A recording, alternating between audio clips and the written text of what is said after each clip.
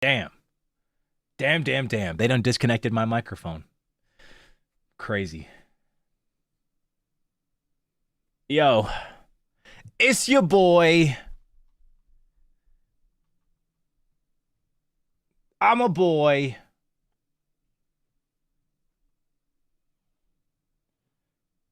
Welcome back to the stream. My name is VantacrowBringer of NIJISANJI Ian's 8th Wave Krisis, and today I am streaming.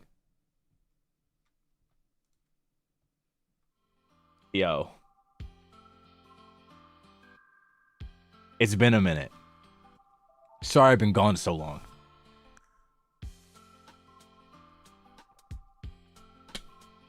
Absolutely insane stuff. Oh, fuck, that tastes awful. Sorry, I'm drinking a protein drink and it tastes really bad. The usual stuff, you know. But hey, pretty sure I've fully recovered from jet lag, so we're vibing. I meant to start this stream sooner, but I had some business to take care of, and it's all taken care of. But yeah, I'm all Gucci now. I was feeling kind of rough coming off of my flight. Thought I wasn't going to be able to make it to the stream. Then it turns out the stream was 24 hours later, so I was able to make it. We balled. Life is crazy. You know? Crazy stuff. We up. So I guess I have a few things to talk about.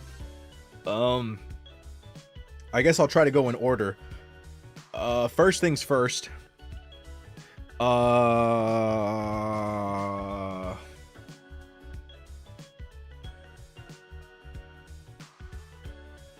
I guess I can talk about it now since all of it's passed. So basically, here's what happened. When I left, the reason why I was so like peeved and why everything was like kind of ass was like my trip kind of started off on like a really rough note. For one thing, my flight was delayed by like a day. Like an entire fucking day. Which is pretty cool. And I know what you're thinking. Your flight was delayed a day, then how come you didn't stream again? Well, believe it or not, I'd already checked in my bags by the time that I had done it. And guess what's in my bags? My checked bags. All of my streaming equipment. So, and I know what you're, and then I know a follow-up question you're gonna ask. You have your streaming equipment in your checked bag. Why didn't you just get it back? Dog, it was like super late. And it was just frustrating. It was really frustrating. So I had a rough start to on my little trip. Oh, that was cool. Oh, what's going on with my chat? What's happening to me? There we go. Okay. So yeah, that happened, which is pretty fun. Were you at the airport? No, don't worry. I wasn't at the airport for 24 hours. Don't worry about that. I was fine. Although I'm not a big fan of my airline at the moment. I'm not very happy with them, to say the least. But that's not important. We made it past that. We balled. I couldn't stream. I was a bit disappointed. Had some issues in my hotel room, which made it extremely difficult to stream. So I was just like, you know what? I'll just stream when I get back home. This is so frustrating. I'll look at this as like a very unwanted, unneeded vacation. But, you know, I got to spend time with the livers, and they always make me happy. So it was a very nice time. But yeah. All Gucci, all good in the hood. Next, I'm just going to go in order of how events occurred, okay? Next thing that happened was Mario Kart.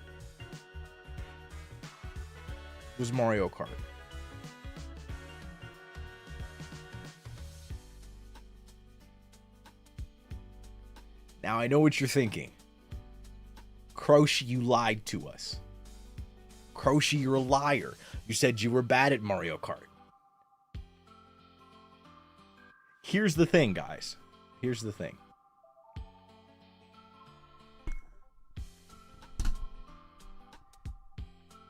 I didn't lie. The truth is that I've played video games for most of my life. I've given consoles a lot of my time. Like, a lot. So, I'm decently skilled at whatever I pick up.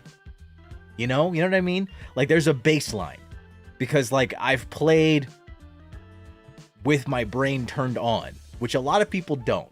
There are a lot of people that play and they don't have their brain turned on. So they're not actually thinking about what they're doing. So it's hard for skills to transfer between games. If skills do transfer, it's solely muscle memory. So I've been playing games for so long that I have decent mechanics that are probably above the average person. And then outside of like mechanical skill is the knowledge game. And then it's luck. Mario Kart is like, I don't play the game enough to be able to determine this. Tell me if you disagree. I don't really care. This isn't really the debate I'm having. I say Mario Kart is like 70, maybe 80% skill, 15% knowledge, 10 to 15% knowledge, and then like 5 to 10% luck.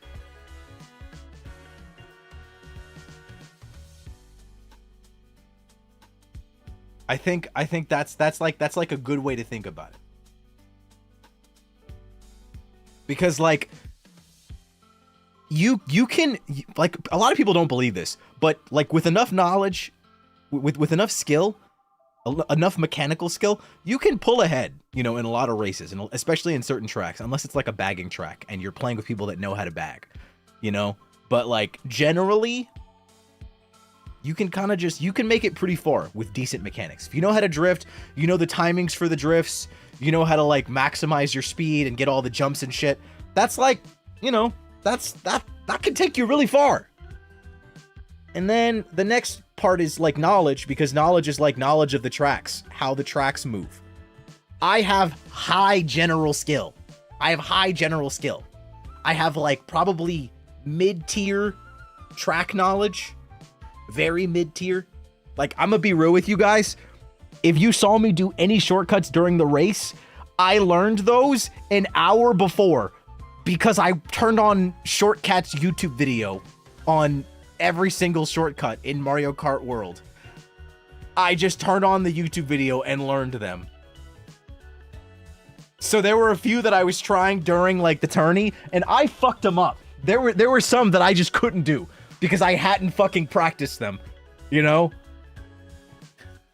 So like literally my only practice was the one practice stream that I did with you guys, and then my other practice was like me going to the studio for the tournament so that I could participate, me going to the studio and then having like 2 hours before the actual tournament to just prep.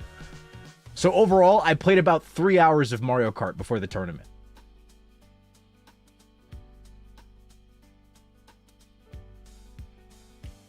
So that was my prep. I didn't really know any of the maps, and I learned what I could from the shortcuts. I was like, okay, this one looks pretty easy. I basically just scrubbed the video and was just like, okay, that one doesn't look too bad. I could try that one. And then I'd go into the track, try it, and then I'd go, oh, that's really hard. Never mind, I'm done. And then I'd go to the next one, and I'm like, okay, this doesn't look too bad. And then I'd go into the track and try it, and I'd be like, oh, this one's easy. And then I'd like try it until I at least somewhat got it consistently. And then I'd go to the next one and be like, okay, this one looks really hard. I'm not doing this one. And then that was literally me for like an hour and a half, 2 hours before the race.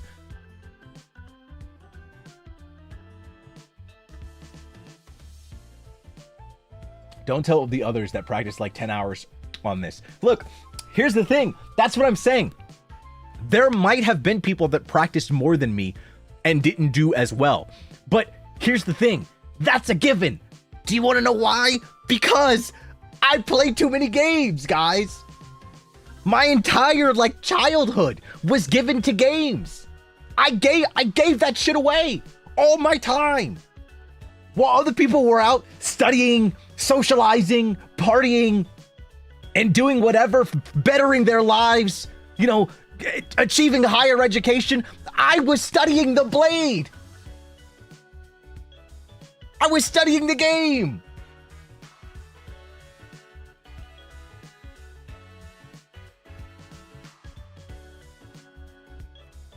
So like that's the only reason. That's the only reason. I put way more time into games than the average person. So if I wasn't solid at like everything that I picked up. You know, obviously there are certain things that I'm not good at, or certain things that I have to put a bit more time into because of the lack of like experience, like things like Valorant and other games I like struggle with. But if it's like a decently high impact game, or it's very simple at its core, then like I ball, you know, like Mario Kart, it's very simple. Baseline, it's very simple. The game it goes super deep, especially when you get to things like bagging and understanding like what items appear at different places. Like, dude, there's so much stuff. Oh, also, I will say this. Technically, I did slightly have an upper hand because remember how I told you guys how sometimes I'll just get like shorts or TikToks on my TL that just pop up and then I just watch them? So there was a period where, I don't know, some of you guys may have heard of like Shortcat. Shortcat is like a Mario Kart, basically a Mario Kart content creator. He makes a lot of like really goated videos. So all of my Mario Kart knowledge was from Shortcat. Like a lot of my knowledge, like I knew what bagging is. I know that like, you know, you only get certain items in certain places. I know that like if you're in first place, I think you can only get a coin, I think a green shell, the feather, and then like the coin box and something else. I can't remember. You can only get a certain number of items. And then like second to like fifth place, you can only get like, I think you can get a red shell and maybe some other shit. And then as you get further and further down the places, your chances increase. And then there's other rules that people don't know about. Like, what is it? If you have a boo, there can only be one boo in play at one time. So like if you ever get a boo or like a shock, both of those are items, only one can exist at any point during the race. So you can kind of just hold on to those until you absolutely need them. A lot of people don't know that.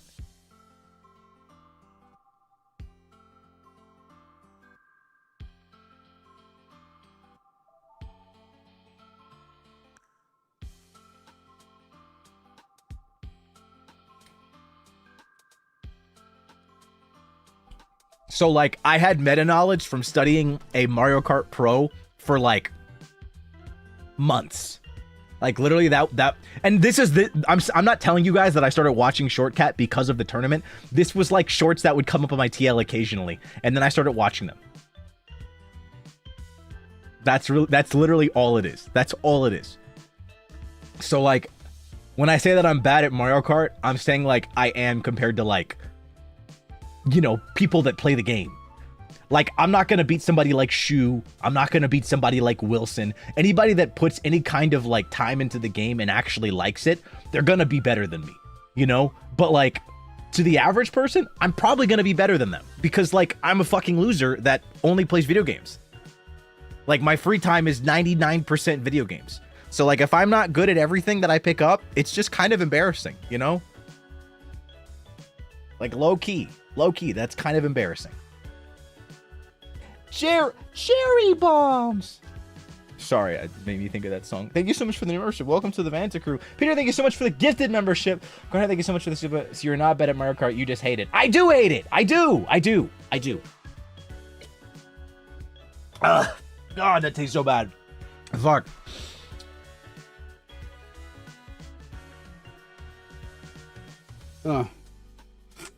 Kang, thank you so much for. Do you remember? Asher, thank you for 7 months. 7 is my lucky number, so let's have a good month. That's kind of basic, but cheers to you. Wait, thank you so much for the super. OMG, it's VantacrowBringer. Hi. Sorry, I'm gonna read these. Hi, Vanta, how are you? I'm balling. Like every day. Willow, thank you so much for the gift of membership. Thank you so much. Rochelle, thank you so much for 10 months of membership. Dark Nightmare, thank you for 5 months. Welcome back, Hershey. Good to see you again. Hope everything is going well. It's going the best that it can. Thank you for 1 month of membership. Oh my gosh, you came back for a month. That's intentional. Missed you much, King Kathy. Thank you so much for the super. I missed you too. I'm so happy to be back. High key, I really want to stream. I'm like, I was a bit depressed. So guys. Crazy news. Nothing to do with me personally, but Fields of Mystria is almost going gold. The moment that shit goes gold, I'm going to jump back into the game, okay? I'm going back into it, and I'm going to lose my fucking mind. I'm going to lose my fucking mind playing Fields of Mystria, okay? Fields of Mystria is going gold. Also, I'm probably not going to stream this because I didn't stream the base game anyways, but Dragon's Dogma 2 DLC was just announced. Actually crazy. Didn't expect this, honestly, losing my shit. Dragon's Dogma 2. Am I going to do a new file? Probably for Fields of Mystria, because I don't remember what the fuck was going on in my first file. Huh. New Road to Empress is out. We're so crazy. We're actually so crazy. What is it? Oh, gotta come clean. I did get Nicole. For those that didn't see my Twitter post, I rolled for Nicole and I got her. And then because I got her when I did, I ended up being able to pull until I almost got to Pity again. And then Lohen and Mawika's banner came out. I rolled and lost the 50-50 to fucking Mona. So, yeah, I'm actually just going to end my life. But that's honestly whatever. That honestly doesn't even mean much because I rolled on ZZZ and somehow at like 40 Pity, I got Starlight Billy. And then at 70, not 70, at like 10 Pity, I got his Wenjin. I got Starlight Billy's Wenjin. So, like, high-key ZZZ is, like, crazy right now.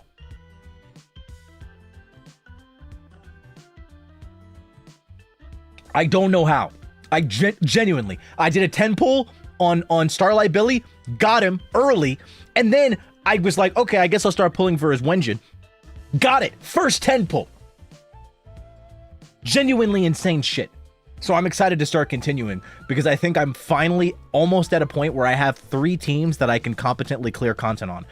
All I need is dial in. Once I get dial in, it's all over. Once I get dial in, I'm dialed in, if you know what I'm saying. Okay, enough gotcha talk. Time to be happy.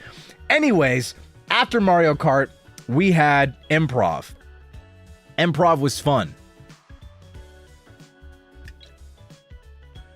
Improv was cool as fuck. Didn't really care for my exhibition, not gonna lie. Didn't like what I did. I don't really have much to say about Improv. That was cool. Thank you guys. Thank you guys for supporting a program so crazy that we had multiple episodes and it actually ended in 3D. Like, actually crazy. Actually crazy. Can we talk about the princess carry? Thanks. Vox was like, you should carry me. And then I was like, okay. And then I thought that I wasn't going to be able to, and then, yeah, we did it. Pretty crazy. Didn't expect to be able to. But we did it. We did it. We did it. It was pretty crazy. Speaking of which, speaking of 3D,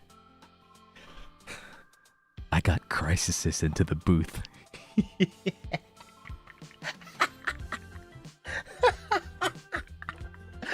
I got Krisis into the booth.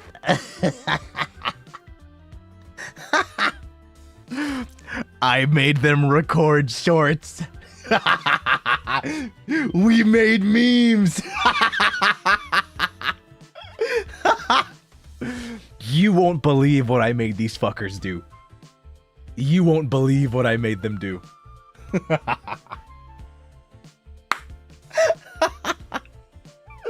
Oh my goodness. Oh, it's so great, dude. You're gonna love it. Trust me, you're gonna love it. Did you film a lot? We got quite a few done. I literally just filmed so many memes. I made them do so many memes with me.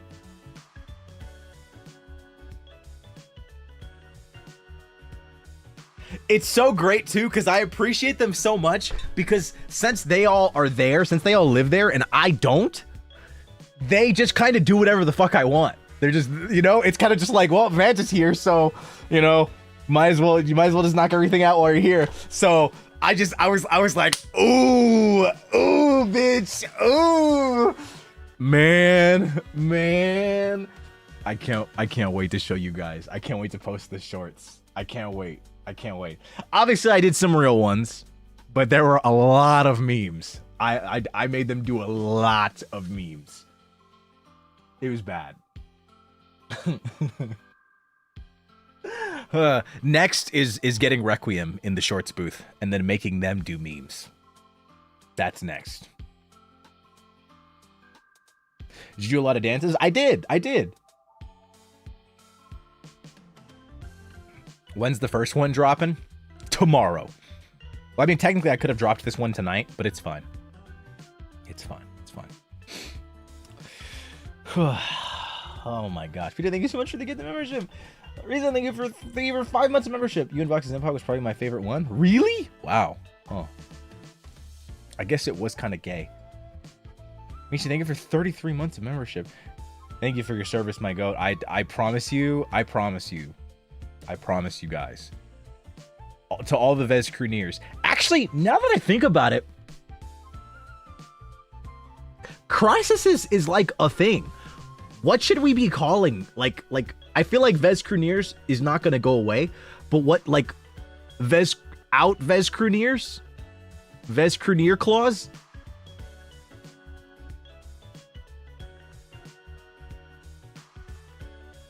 What should we call them? Thank you for the bosses and the Requiem collab. I do what I can. I'm glad you guys liked them. Vezcrewnier Raws.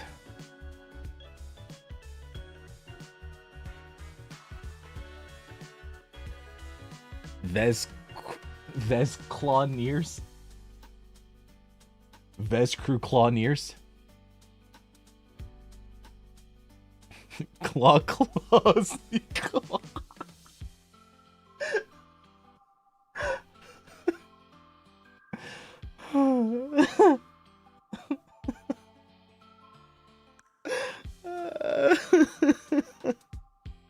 I like, it's so funny because the thought of trying to shorten it, it's really difficult because you end up removing someone.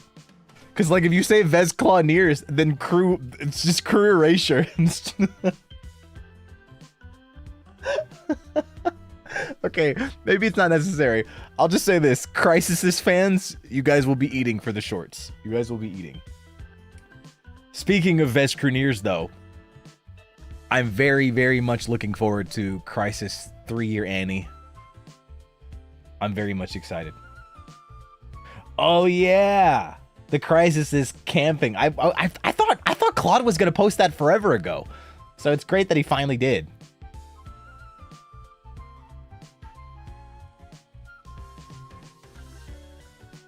Is it literally shorts or YouTube shorts? I don't know. I'm new. YouTube shorts.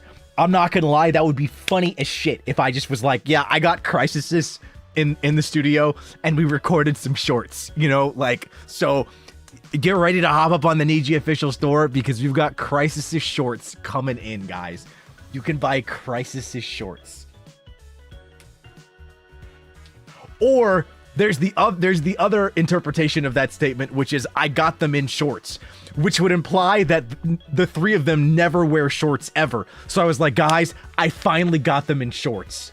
They're done wearing pants. Their pants only days are over. Shorts only from here on. I feel like both are pretty interesting, and both are also very funny. I like it. Karina, thank you so much for the super. I'm glad. I for those that have gotten to see it, I hope you like the camping vlog.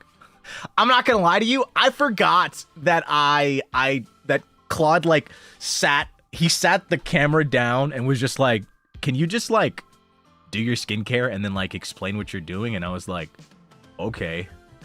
So then like I saw like a couple stray tweets of like people saying, "Oh my gosh, Crochy," or like, "Vanta, his voice was so nice. Like, please explain skincare more to me, King." And I was like, what? And then I realized Claude posted the vlog and I was like, oh, I forgot that I did that. I completely forgot. Truly a skincare stream. I was just kind of balling. Fire Frost, thank you for 23 months. Shadow, thank you for 30 months. Mavis, thank you for 4 months. Evie, thank you for 15. Mike, thank you for the remember. Mookie Blum, thank you for 6 months. Scott, thank you for 34. Oh my gosh. Tori, thank you so much for Hey Sukla. Welcome back, Crochet our Tyrant. It seems you've been through a lot of hardship. I balled. Don't worry. Everything is Gucci. Artini, thank you for 8 months. Krisis is shorts, but it's designed like juicy track pants where Krisis is written on the butt. Wait. Do you think the company would make that? The bathroom made your voice sound so nice. Did it? I feel like there's a voice mod thing that I could get to make my voice sound like I'm in a bathroom. Maybe I could do like a bathroom ASMR. That sounds kind of fire. I like it. I like it.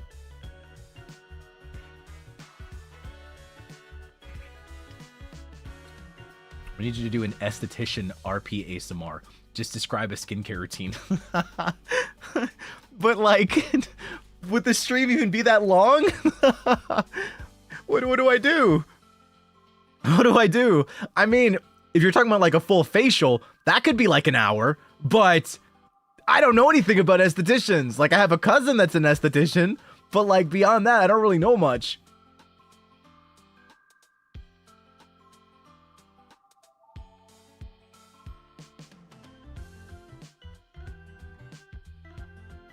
I don't know. A facial. A facial. Okay. Crazy shit. Well, that's fine. I just maybe I'll ask. All right.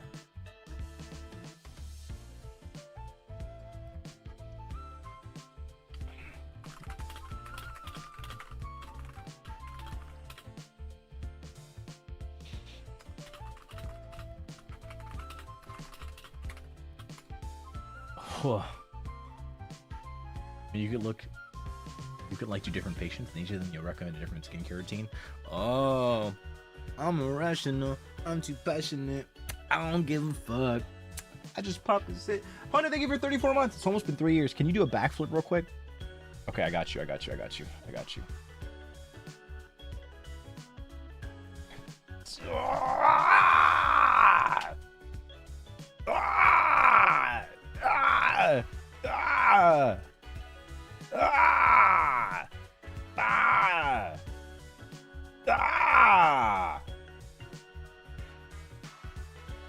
Shit is hard, bro.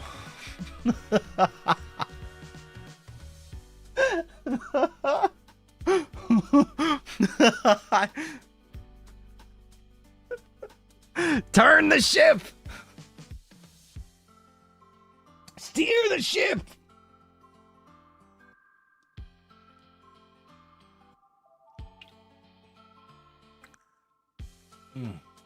Can you do it again? I wasn't looking. Nah, dog. You gotta pull up the VOD, dog. You got. Ain't no way. I'm balling.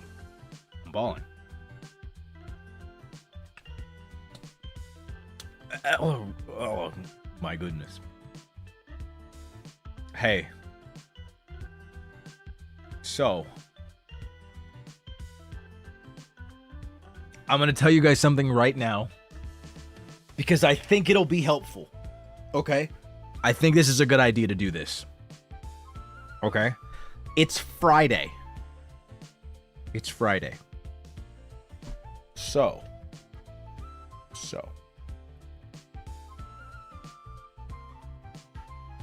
I'm planning something for Krisis 3 years. Okay? All right?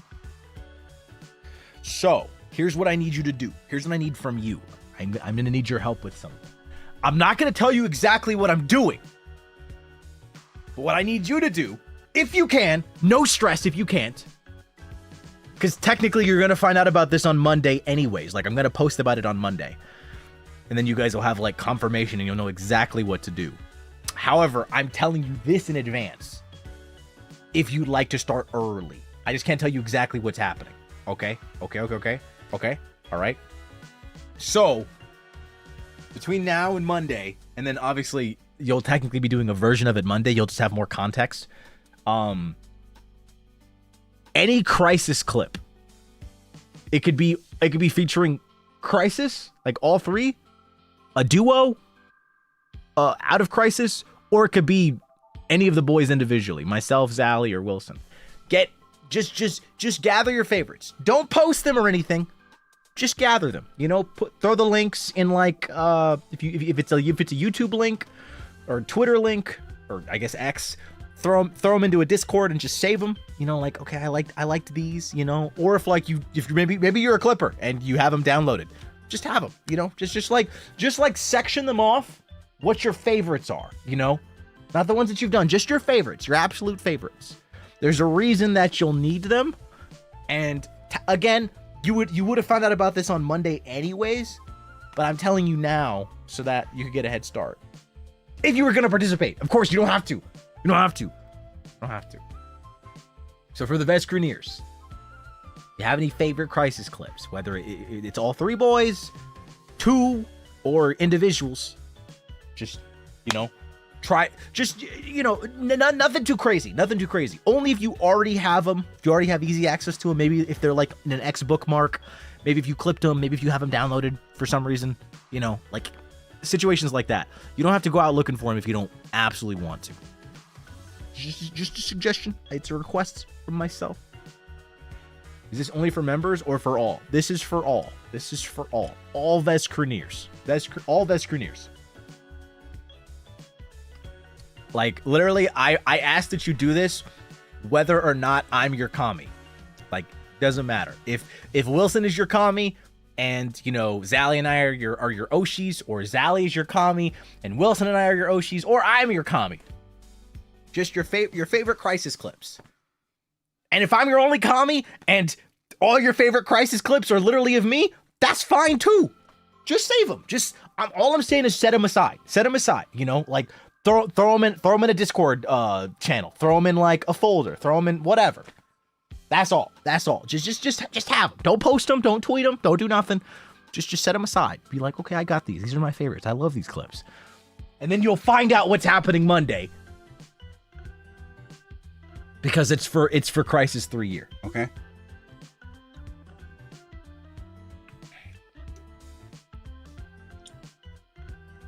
What if we already tweeted them? That's fine. That's perfectly fine. If you've already tweeted them, just bookmark them. just bookmark the clip.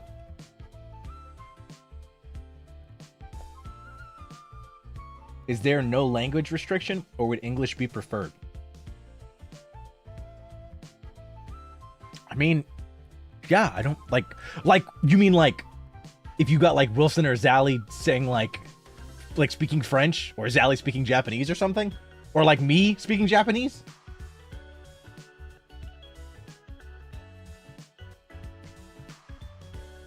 English subs only? Nah, it can be any clip, just as long as it's your favorite, as long as it's one of your favorites.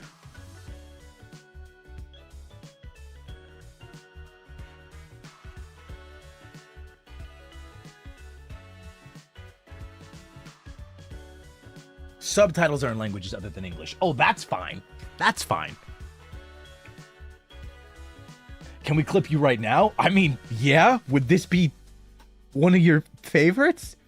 Am I doing anything? I mean, yeah, you could theoretically do that. I don't. Okay. Yeah. I mean, you're right. I am talking. I mean, you know, yeah. Theoretically, that's my favorite. Thank you so much for the 5 gifts and memberships. Thank you so much. Clip farm right now. Easy. Hey,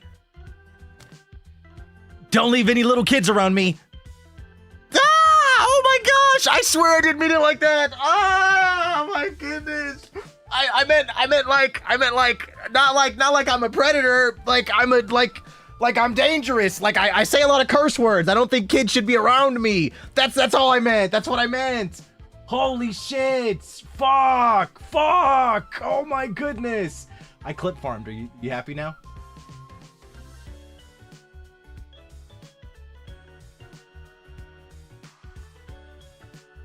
You guys like my clip farm? I'm gonna get canceled. Well, why? Just keep the context in the clip. The context makes it funny.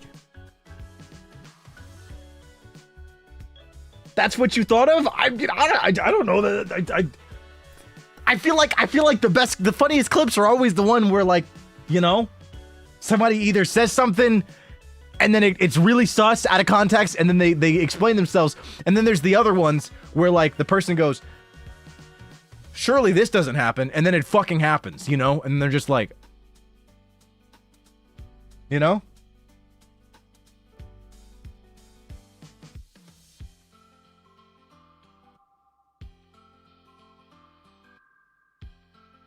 You barely saved that, not gonna lie. What the fuck do you mean I barely saved that? I wasn't trying to save it in the first place. It was a manufactured scenario. Anybody that's been here for all of 30 seconds would know.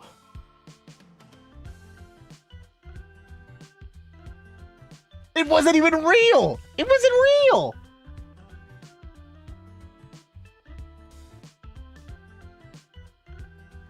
This is so crazy. We're frozen on the screen. It's just gonna be that way. OBS hates you. YouTube hates you, okay? Okay, you have to boycott YouTube because they broke my goddamn chat widget, my chat code that I paid for. I paid good money for that chat code, and it looks so pretty. It looked just like text messages on the phone. But guess what? It doesn't work anymore. There's nothing I can do. It's cooked. Look at this. Look at what you look what you've been reduced to. Look at this. Look at this bullshit. What the fuck is that? Why are you just so fucking giant? Why does it even look like that? It doesn't even work. And there's nothing I can do. I've tried everything to fix it. I updated OBS, I rolled it back. I like tried to change the size of the file of the original the original source. It just doesn't work. I don't know. I don't know what's wrong. Like, it works, but like for some reason it's just they're giant and cut off. I don't know why it's like this. I don't really get it. It's been like this for like the past few months. Like, it's clearly reading what you're saying, but like I don't know why it's like this. I really wish I understood. Like, what is it? If like, look, let me change the width. What if I change the width to like 3,000? Yeah, no, it just... What?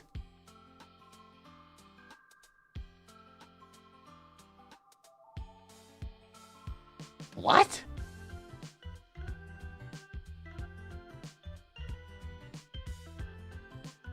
Huh?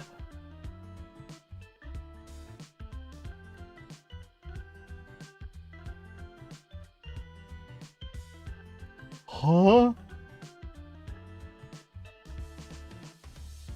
What?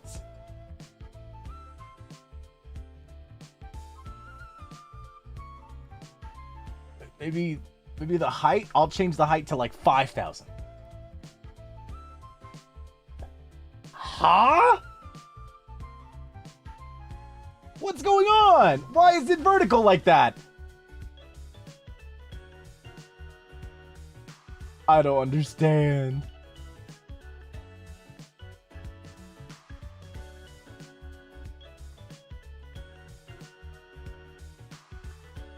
What? Why are you so long? I wish I knew. I'm so lost.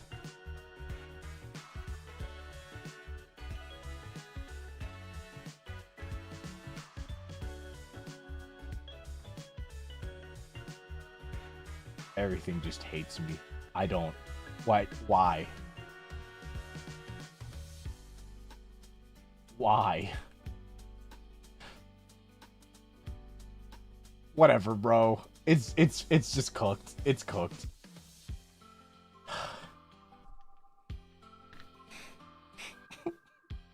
Skinny legend chat. Oh my god. Not my chat widget that I paid such good money for being somebody's thin spo. This is fucking insane.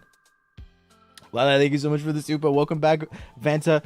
My crew, friends, and me are so happy. I'm so glad. I'm so glad to be back. Thank you.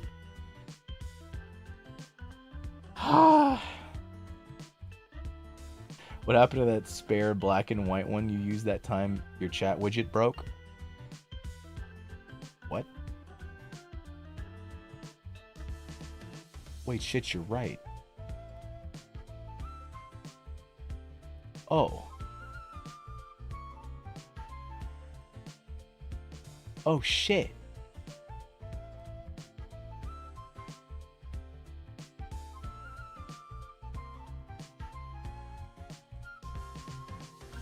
Oh, shit.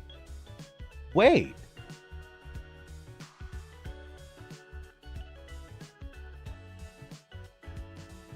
Oh. Yeah, that works. Okay. That works. I completely forgot about it. It's kind of low, but it's really slow. Yeah, why is it so slow? I guess that works. Cool. Yeah, okay. I guess I can't complain too much. It works. It's fine. It's just fine. It's just fine. Yeah, it's legible. It's legible. Can't complain too much. But hey.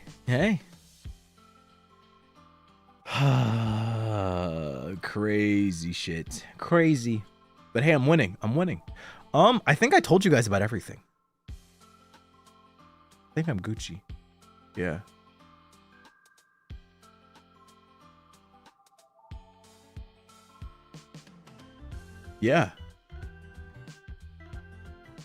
Yeah, so find your clips. I'd appreciate it. It would mean a lot to me. Did you buy new skincare? Oh, you want to know what I did get? Oh my god, 1 second.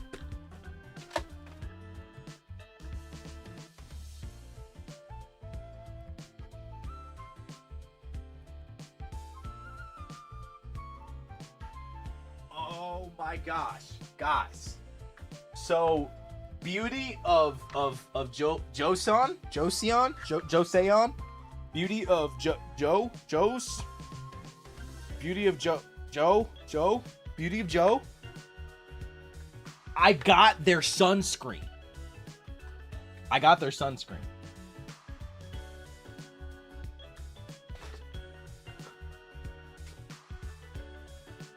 sunscreen, bro.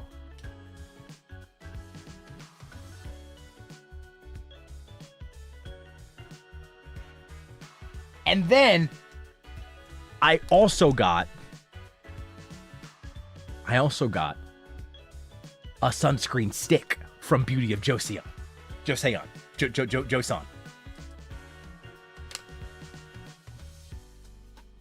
I'm having a protein bar.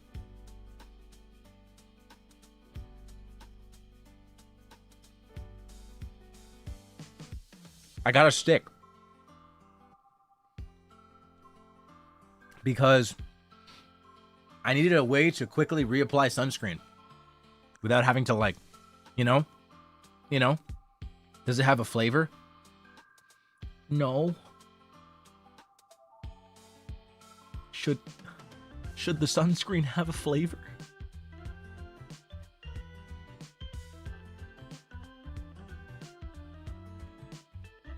The bar, not the sunscreen?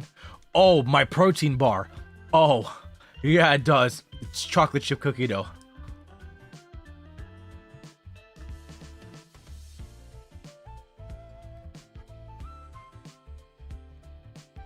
That makes a whole lot more sense. Anyways. No. Well, I haven't used the Beauty of Joseon sunscreen. I've only used the sun stick. It hasn't left a white cast. The other one that hasn't left a white cast is Mixsoon. That one's also really good. The only one that has left such a bad white cast for me that I'm pretty sure if I put it on and then walked outside, I get charged with a hate crime for putting on white face is D'Alba. D'Alba's the only one that has left a white cast on me. And I think it's like their water tone up essence one. That one leaves a white cast. That one leaves a straight up white cast. Like, I literally look like that one skit where they were hiding from, like, the Germans in, like, Key and Peele. Like, they were hiding from fucking Nazis. That was what that's what I look like when I use that. Let me see. Let me go get it really quick.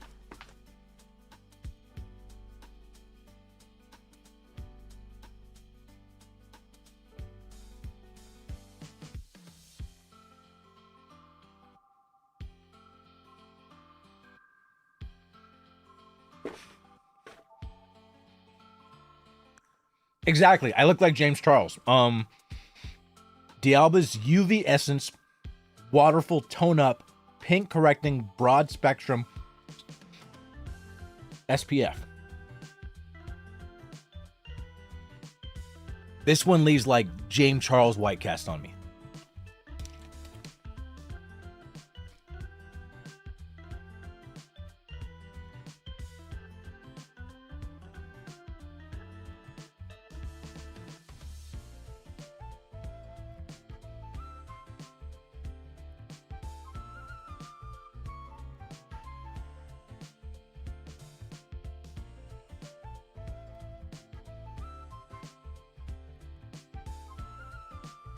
I am aware that you need 1/4 teaspoon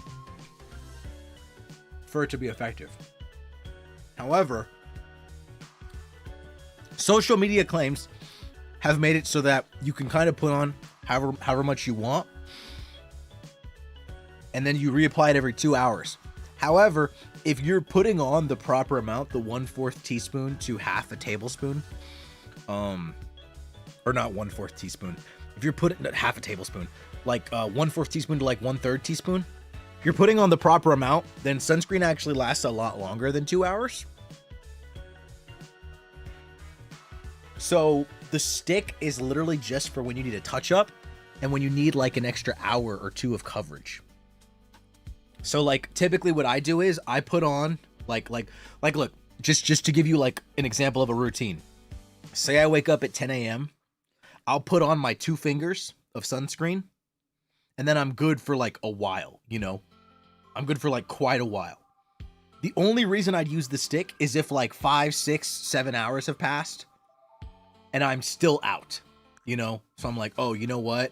But I don't want to like, I don't have like a bottle, and I'm not going back to my place to put on sunscreen. That's the only time the stick is like there for emergencies.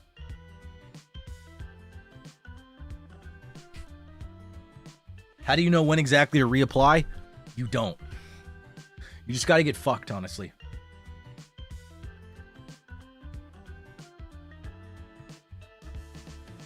Oh, I see. So tone up only works for paler skin tones. That makes sense. Why not just bring the bottle? Because reapplying the bottle is annoying as shit. Is the stick like deodorant shaped? Yeah. Yeah. There, thank you for 1 month of membership. Major Blue, thank you for 30 months. Thank you so much. Thank you for being an Archives member. Beck, thank you for being an Archives member. And thank you for 34 months. I gotta find the clip of the incident tag reactions from Davey 2. No? I need to remember that.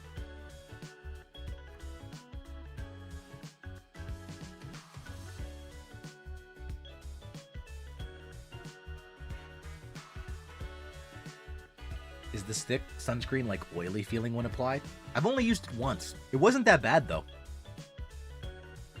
Can you also use spray-on sunscreen? I think so. I think so. I don't actually know though. I kind of just, yeah, I don't know. I kind of just live my life.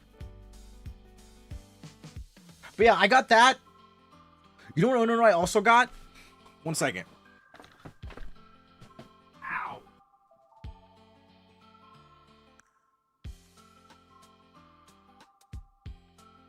So remember how I was looking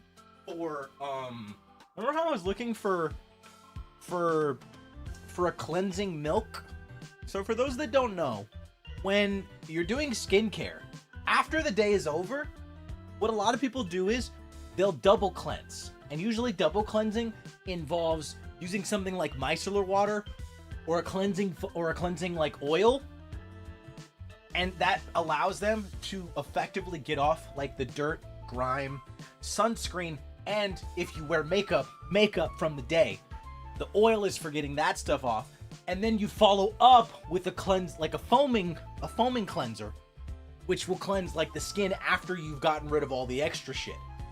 So, what a lot of people don't know is that if you're planning on double cleansing, you should only really use a cleansing oil if you have oily skin and you have a lot of sebaceous filaments.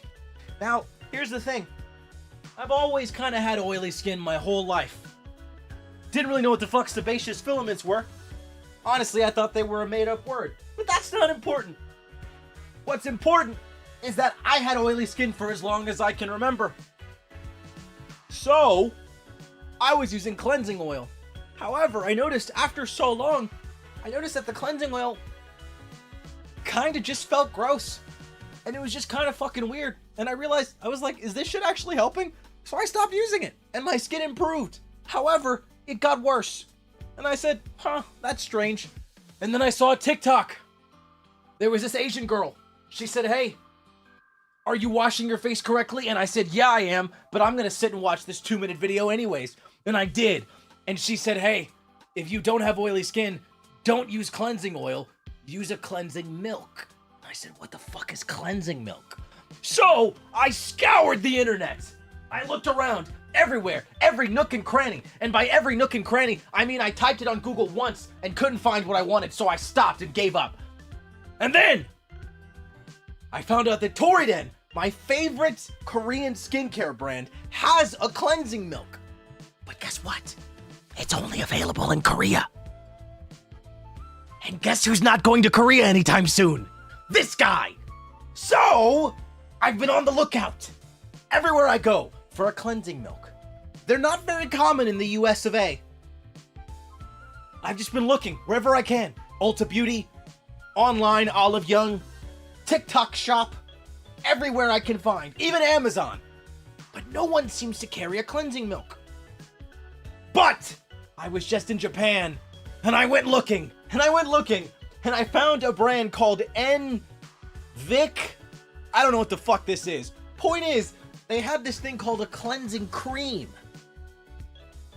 You just splotch it on your hand, and then you dot it across your face, and you use it just like a cleansing oil. You spread it out while your skin is dry, and while the stuff is dry, and then after rubbing it across your face for like 30 seconds, then you add some water, which activates it. It gets all sudsy and stuff. You spread that across your face, and then you rinse, boom, and then you follow up with cleanser. So I now have a cleansing cream, or cleansing milk, whatever the fuck it is. I got it. Sorry, I just felt the need to tell you guys that in an exciting manner, because, like, I don't know. It was exciting. It was exciting. I wanted to tell you my build-up. I wanted you to know my story. So, yeah.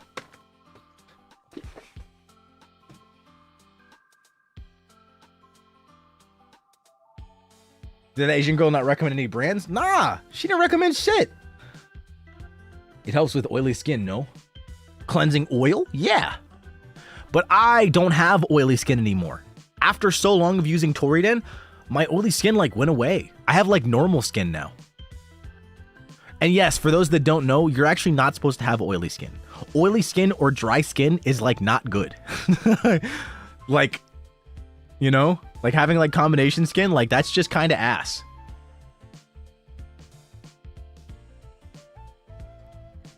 Like the reason you have oily skin is because your skin is overproducing oil in response to excessive dryness. So that means that you're likely not getting enough hydration.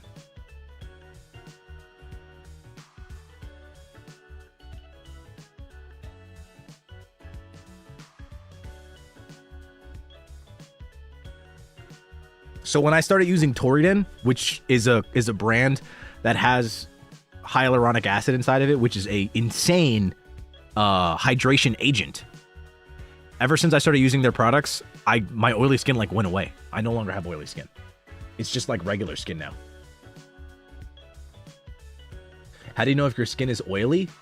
Go like have a normal day, and like if you touch your face or like put your clothes against like your face, and then there's like a mark on your shirt, then like you likely have oily skin.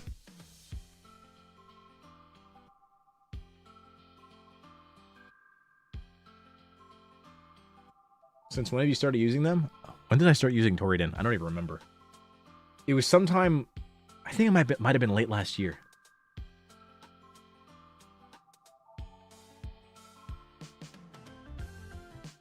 I have normal to dry skin. It changes when the weather changes. Yeah, exactly. Exactly. Your skin being oily or dry is a response to like surrounding factors, but it's never a good thing. You actually don't want dry or oily skin. You want your skin to be normal. Like saying normal is not wrong. And there's nothing wrong with having dry or oily skin, but it does suck. Have you done a full skincare routine drop? Please share it with the whole world. Yeah, I have. I'll do it again. I love talking about skincare. Okay, so in the evenings, I now use a cleansing cream. If you have oily skin though, use cleansing oil or use a micellar water. I'm using NVIX cleansing cream right now. I don't really use anything else. This is the only bottle that I have. Hopefully I can get more eventually. Maybe I'll order some more later. I follow up with Torridon's foaming cleanser. After that, I use their skin booster, and sometimes I skip that step though because it's kind of unnecessary. After foam cleanser, it's toner. You make sure you're letting everything dry, by the way. If you apply your toner, let that shit dry, fully seep into your skin. Your skin should be dry between each product application. And then from the toner, you kind of just go up in terms of thickness. So correct me if I'm wrong, any skincare aficionados. I believe it's in this order. You apply a toner, then you apply an ampoule, A-M-P-O-U-L-E. I just say ampoule. I don't know if that's the correct pronunciation. It's a toner, then an ampoule, then a serum, and then an eye cream. If you'd like. Technically, it's an unnecessary step. You don't necessarily need one. Then an eye cream. Then you use moisturizer. And if you're going to bed for the night, don't apply sunscreen. Only apply sunscreen in the morning. Also in the morning, skip cleanser. There's no need to cleanse in the morning. Nothing happened in your bed. Unless you sleep outside.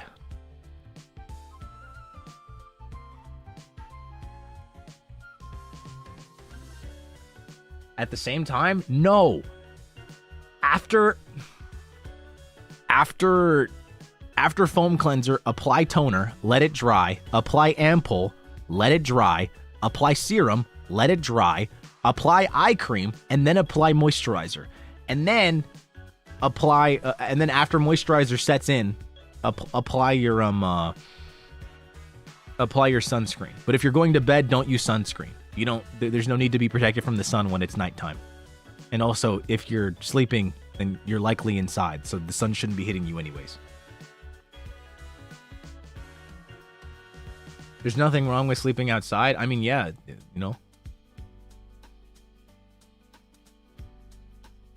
No cleanser, so what should I use? In the morning? Water. Like, legit. Just like splash some water on your face, and then I just pat dry it with a towel, and then you just go straight to toner. You don't like, I guess you could foam cleanse in the morning if like you just really want to. Maybe you just feel weird, but like you don't need to cleanse in the morning. Like I said, unless you sleep outside or like you live with like ocelots or something, like you're fucking Tarzan. Nothing should be happening in your sleep that makes you so dirty that you have to cleanse your face again. What if I glow in the dark? That's another thing. You might have to go to the doctor for that. That's like another issue. I don't know if that has to do with skincare.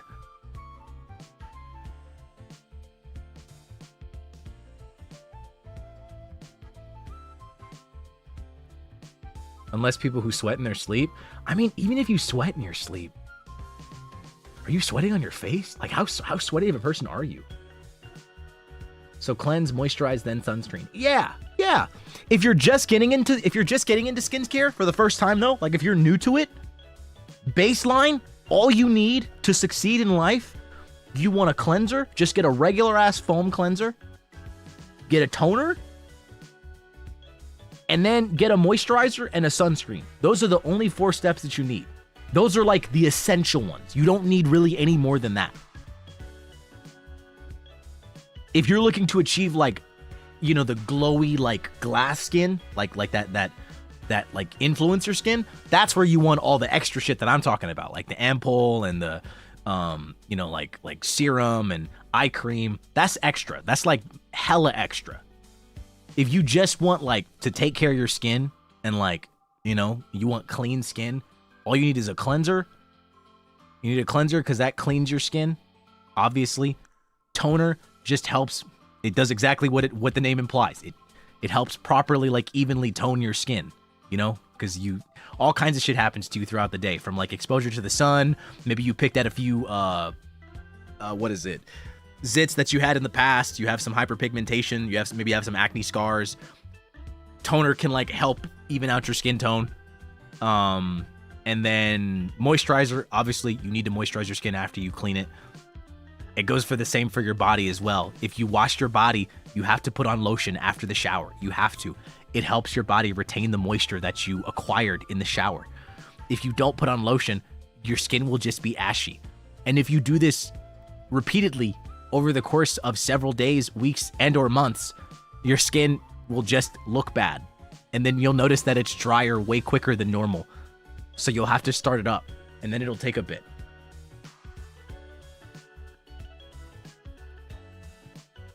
Are there different kinds of toners for different skins? Or do they have different textures? Nah. Toners should all be pretty like watery. There are different kinds of toners though. If you want like a good baseline one, you just go for like really simple ingredients. Like, that's why I really like Toriden, because Toriden's main ingredient is just hyaluronic acid, which is basically just straight up hydration. And you can never really go wrong with hydration. Like, every skin type benefits from hydration.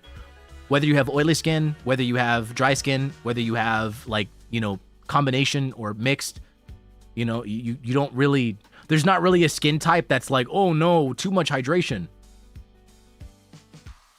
Are essences similar to toners? I don't know too much about essences. I can't speak about essences. I don't really use them.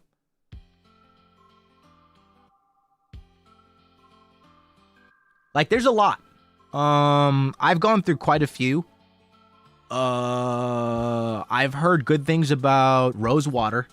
If you want like a safe one, that's gonna be pretty solid. Maybe you don't have immediate access to Toriden because it's a Korean skincare product. You can really only get it by ordering it online, or if you're in Korea or like Japan, obviously. America doesn't really have super like quick access to Toriden skincare products or even Korean products in general unless you order online. I've heard good things about like rose water, like Mario Badescu. I can't speak about much else besides Mario Badescu. I know that there are others. But like rose water is a solid toner. Like if you want like a solid morning routine, no Korean skincare products. I'm trying to think of like what stuff that's not Korean that's like solid like American products. I've heard good things about Elf for like the sunscreen. Like if you use Elf sunscreen, it's like a pretty decent one for what it offers. It's on the cheaper side too. What is your favorite brand for skincare? Toriden, by far. Have you ever considered becoming a dermatologist? No. I don't think I should become a dermatologist. I don't think I should be a doctor. I'm kind of an asshole. It's ultimately why I decided not to be a registered dietitian. Because I feel like I just make people feel bad.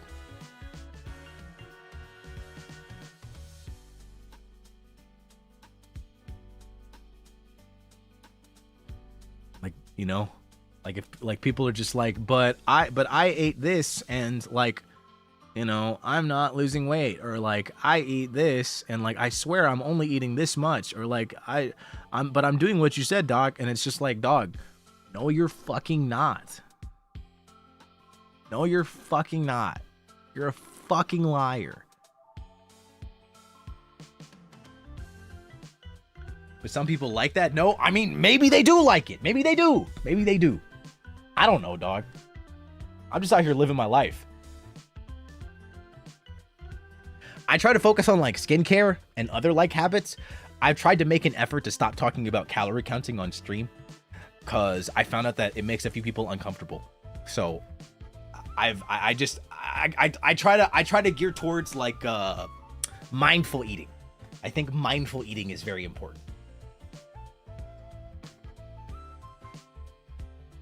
Oh my gosh. Hi, D-Bro. Hi, Sidekicks.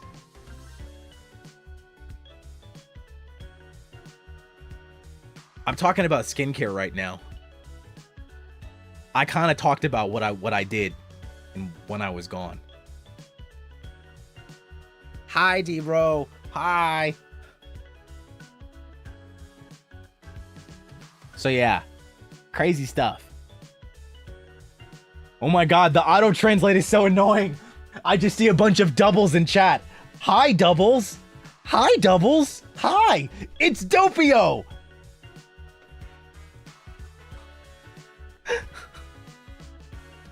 Oh my gosh, bro. It's ridiculous. You can turn it off? I need to turn it off. It's so bad. It's so bad. It's genuinely the worst. Like, do you want to know what the worst one is? If you say Otsu, it changes Otsu to herbaceous.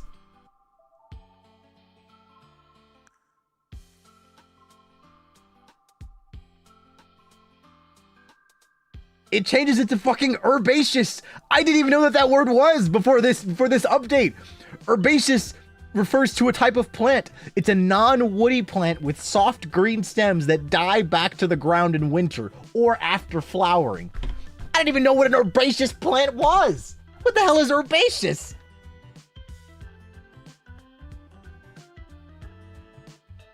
Ganba becomes shrimp? Dog, I don't even know. Ganba boil, seafood boil. I don't even know, bro. I gotta turn off the auto translate. It's so bad. It's so bad. But T-Bro, I hope you had a good stream. Thank you so much for the raid. And for any sites that decided to stick around, I hope you enjoy your stay. I was just talking about skincare, and I was talking about my recent efforts in making a serious effort to not talk about calorie counting. I haven't spoken about it in a while. Been making a serious effort. I think skincare is more fun to talk about anyways. I feel like there's always more things that I want to learn about, you know?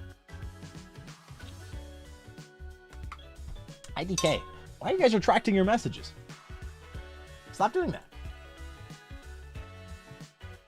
Why are you doing that? Why are you doing that? Stop it. Brian, thank you so much for 1 month of membership. Do you have any leg workout advices?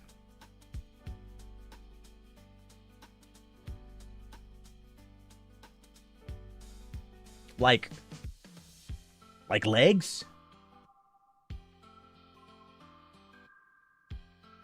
Like, what do you mean? Calves? Thighs? Gluteus maximus? If you're passionate about bettering yourself, it's mega cool always. D-Bro. Wait! Oh!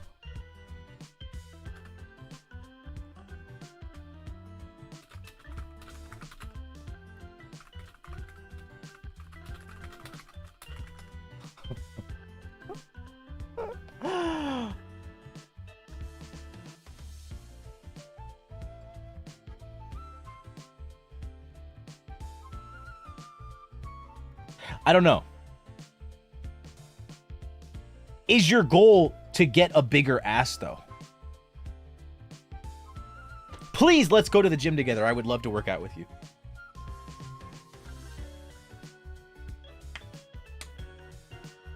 Maybe they're training for running? True. I can't help you on training for running, then. I think the best way to train for running is just to run. I'm gonna be real. From what I understand, you don't actually want like muscles if you're like a runner or doing like major aerobic exercises. You don't want like insane muscle. And if you do want muscle, you're like building a direct, you're like building a specific muscle, you know?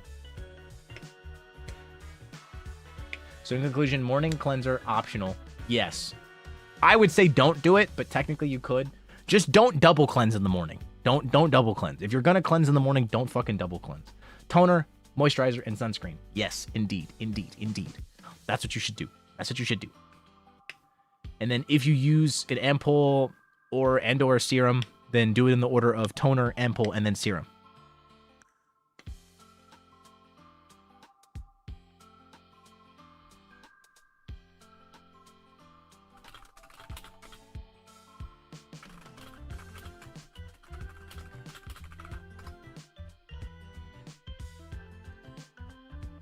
Do men only go to the gym to get buff? I don't go to the gym, so.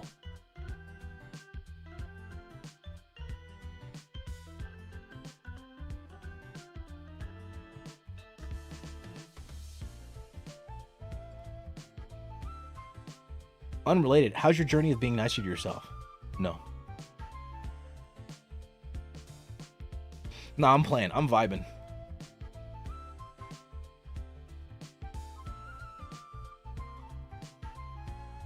But yeah, no, I don't really go to the gym.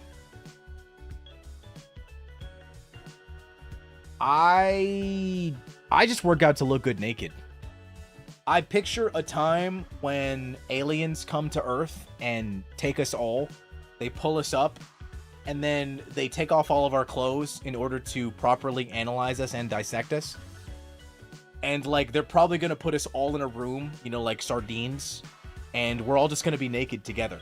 However, when we're all naked for that brief moment before they take us into our pods and dissect us, everybody's going to see me and they're going to be like, yo, that guy looks good as fuck.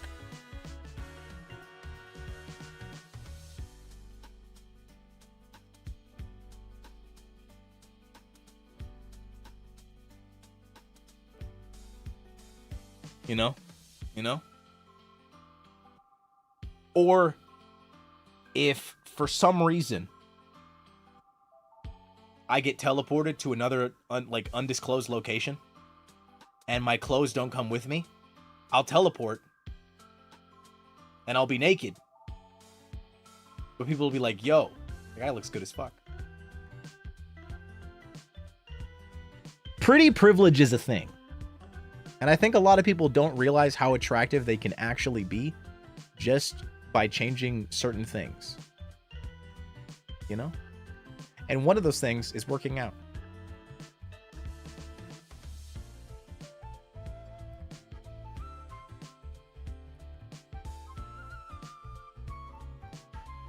It works. Like, thankfully, I have the benefit of being good looking and also having a nice body. So like it works. Like low key, if I put on some pounds, I'd still be sexy. But like, you know, not everybody has that privilege. And I don't want to act like I do. So I gotta maintain my sexy so that I'm just sexy all around.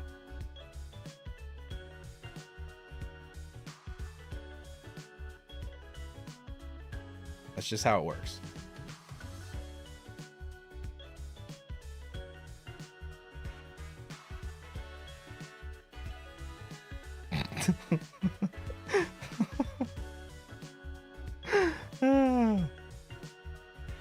But yeah, I think that's why I like skincare and health and fitness so much.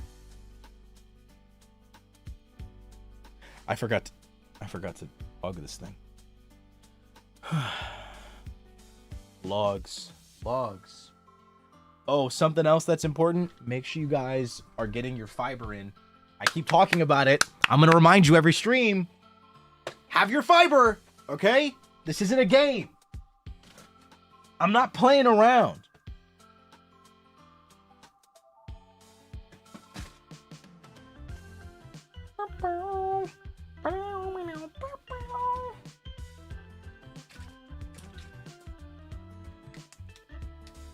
Make sure you get it, okay? You have to.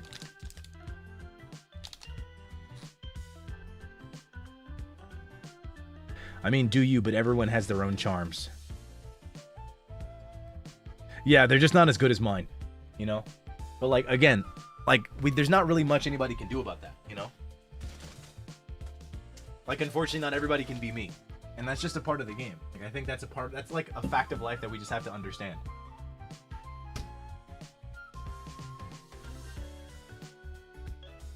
Any other stories from the trip that you can share?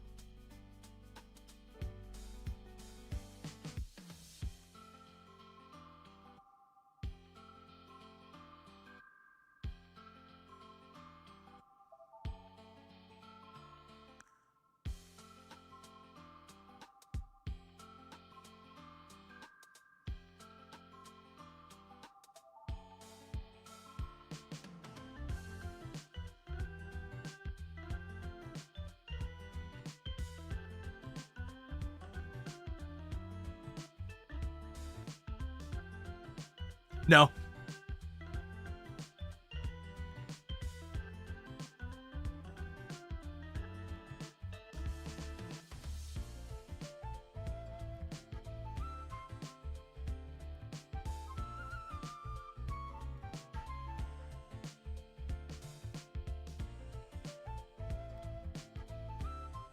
My bad.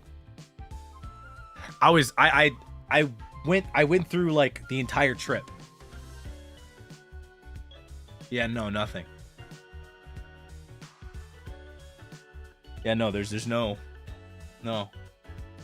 any other stories I can share. No. Like, I mean, I did hang out with the livers a bit. Plain stories? Plain stories? Plain stories? No. I think the only plain stories I have is the same every single time. Because I always get an aisle seat. I always get an aisle seat without fail. But for some reason, the bitches that have like a bladder the size of like a 5-year-old girl, they're the ones that always get the goddamn window seats. And I just don't get it.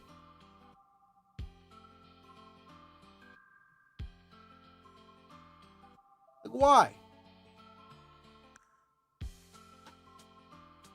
It happens without fail. Every single goddamn time.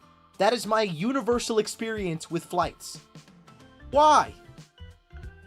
Why do you get the window seat? Why do you get it?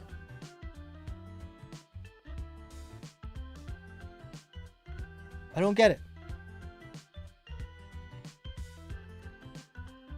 That's my thing. I get the aisle in case I have to go to the bathroom, so that I'm not a bother. But there are bitches that go to the bathroom more than me, and they get the window. Why? At least you don't get the middle seat? Nah, dog. My shoulders are fucking too wide for that shit. I know that I couldn't do the middle seat. I just know that I couldn't do a middle seat. I think the only way I could probably manage a middle seat would be like if I got premium economy. But I don't really fly premium economy like ever. So I like pretty much just do economy and economy only. So like middle seats are just a no. You have broad shoulders, it kind of comes with the territory. So it's just really annoying. Like hell, even if I sit on the aisle seats, I feel like if I'm just sitting normally, what is it? People constantly hit me while they're walking by. So like I usually have to like make myself a bit smaller so that I don't hit people on the sides of me. It's very frustrating.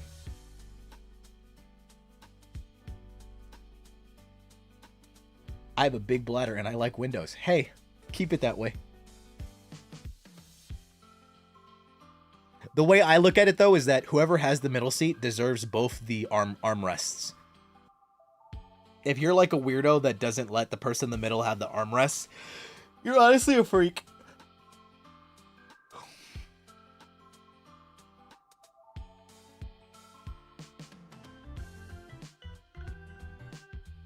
Is mentioning your wide shoulders necessary?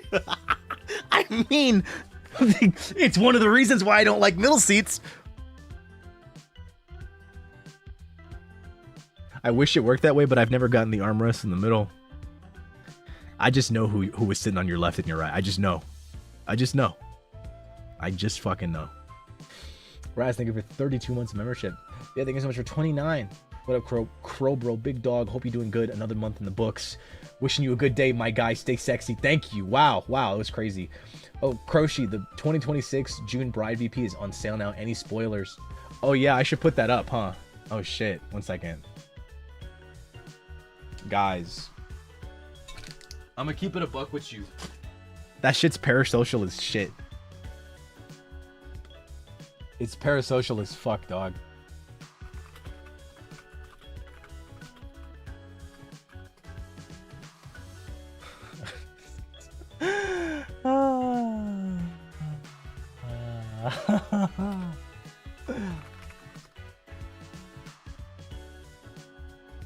Not chat promoting your VPs better than you. Hey, technically, they're always going to be able to promote my VPs better than me. Like, because I can only say so much. But like, if somebody else is speaking for it and saying like, "Oh yeah, guys, it's really good," that's just good. That's why testimonials are a thing. They're just always gonna be better. They're just like testimonials are always gonna be better than just regular. You know, you know.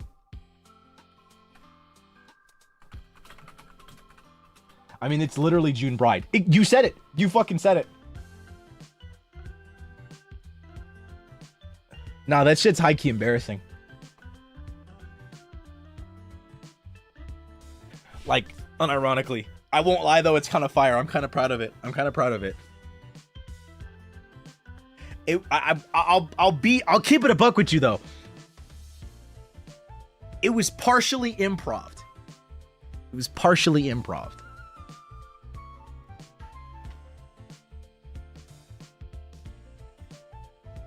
I spoke from the heart. I'm just making it extra parasocial. He doesn't know, chat. He doesn't know. What do you mean I don't know? Did I link the wrong thing? No. What don't I know?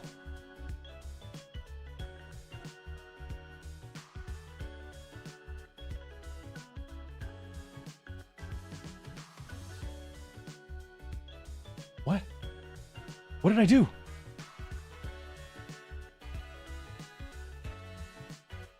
What don't I know? Did I show something on screen?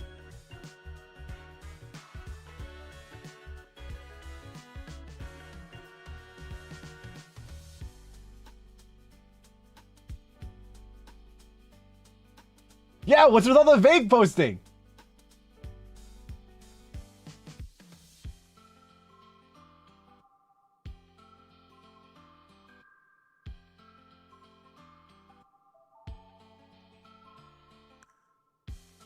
Dog, whatever. Anyways, I think it's really good. Oh, you know what? Here. Here. High key.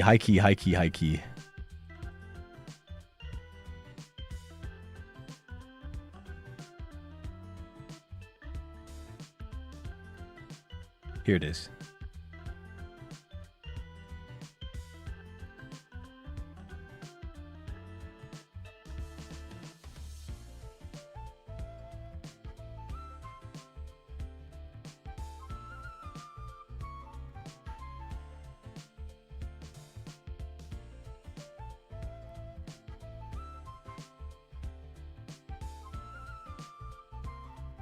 Okay, never mind. I'm not gonna do a sneak peek. Never mind. Never mind.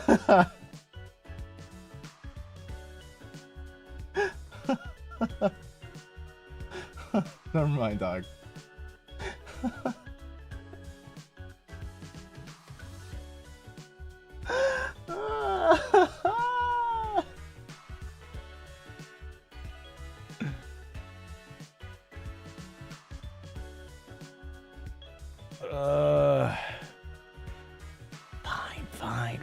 Fine.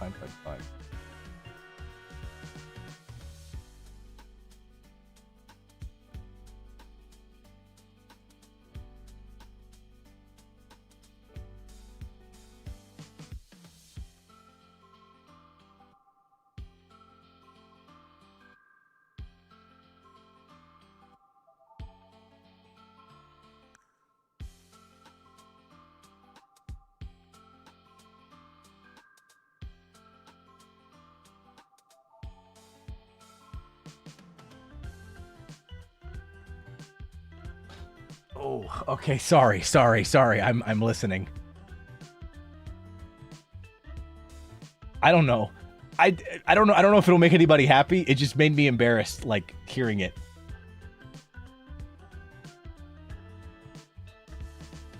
Okay.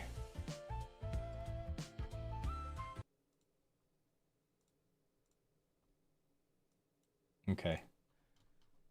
Okay. Hopefully this isn't too loud. Wait, I just realized I can just test it.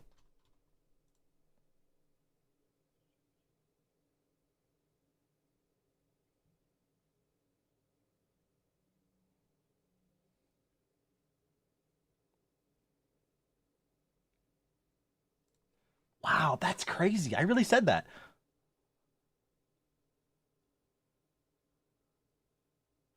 I only listened to the first 30 seconds and I like typically I look for like a good moment and like I'm reciting the words is worse. Here. All right. I'm going to play it right now. Okay? All right? Listen in, because I'm not playing this shit twice, okay? I'm allowed to share 15 seconds. 15 seconds max. All right? I'm not playing this shit twice. Fuck, dude. Oh my god. It's like just kind of embarrassing. I don't know. It just sounds.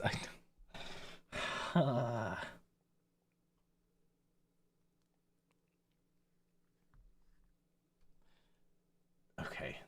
All right. I gotta chill out. I gotta stop stalling. Okay. I'm gonna turn off my headset. So give me one moment. All right. I can't hear shit now. All right. I'm just gonna play it.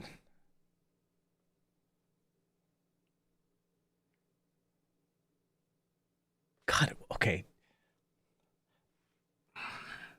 Okay, all right. I'm playing in 5, 4, 3, 2, 1. Of wedding plans here. So just choose what you like. You want me to give my opinion too? Oh, really? You want to say that again? I'd really like to hear that again. No? 15 seconds. 15 seconds. That's it. 15 seconds.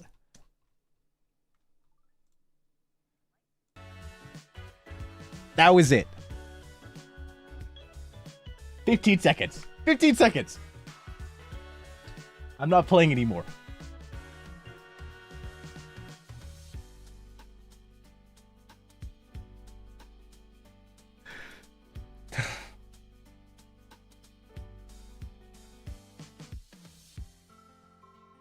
The tone, it was so flirty. It's literally June Bride. It's June Bride.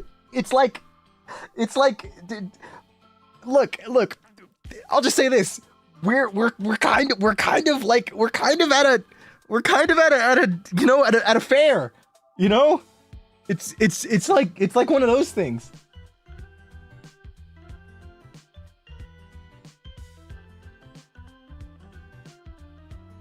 Take my dinero.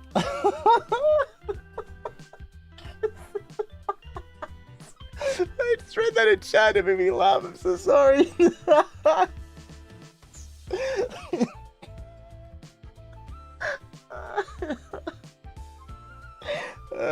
so sick, dude.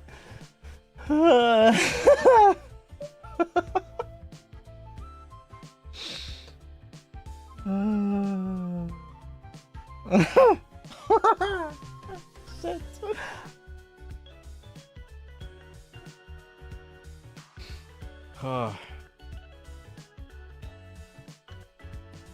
I will say this. Oh my god, wait. Hello? Motherfucker, thank you so much for the 10 gifted memberships. Thank you so much. Oh my god. Thank you. What? Oh my gosh, and thank you so much for the new membership. Welcome to the Vantacrow earlier. Thank you so much. Oh my god. Thank you for the 10 gifted memberships. Gifted Pog. Peter, thank you so much for the gifted membership. Tori, thank you so much for the super. Carmen, thank you for 16 months. Thank you so much. Thank you. Hey, I don't know why this made me think of it. Vezalius. You guys got something to look forward to this month. Crazy. There's something else. There's something else.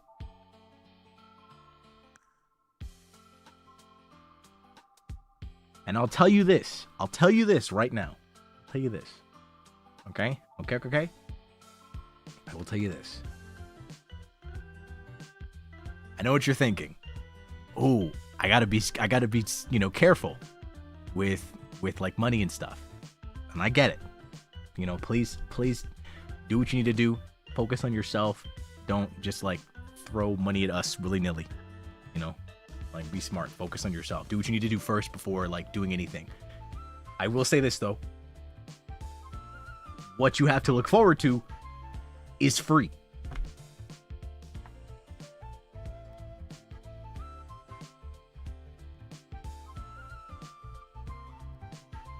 It's free. It's free 99. It's free 99. Is it related to the third Annie? Yeah, it is. All right. You have something else to look forward to, and it's free 99.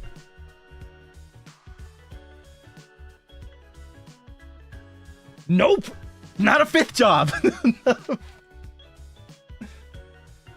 It's free. So don't sweat it. Don't be like, oh, maybe I should wait on this, you know, because Crochy's talking about this other thing that's happening later this month. It's free. The thing later this month is free, so feel free to just enjoy it. Is it lore? Yes and no. It's not my personal lore. You'll see, okay? All right. I don't want to say much more. I'm just saying you have something to look forward to. Vezalius have something to look forward to. Like glowing stick hype? No.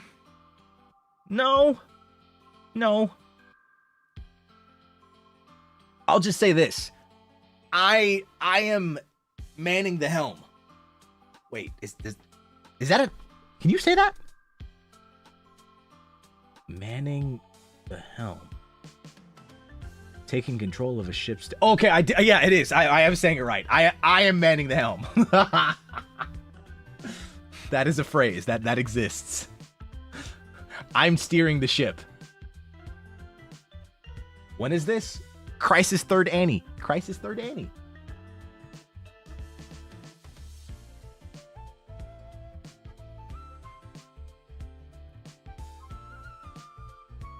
All right.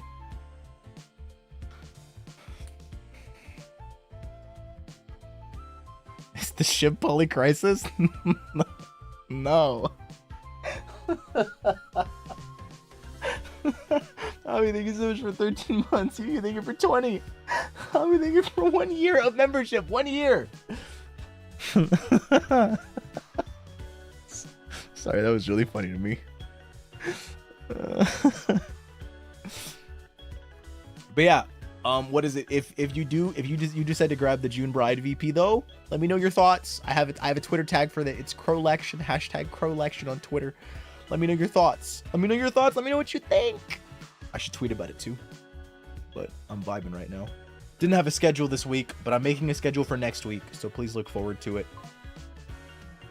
And then, like I said, if you weren't here earlier, make sure you set aside your favorite Krisis clips, okay? Kai, thank you so much for 6 months of membership. Oh my gosh. Time flies by so fast. It do. I gotta find my new game for new game day. For Trial Tuesday. Or whatever the fuck we're calling it. Do we already have the Krisis 3rd year celebration tag? Do you guys want that now?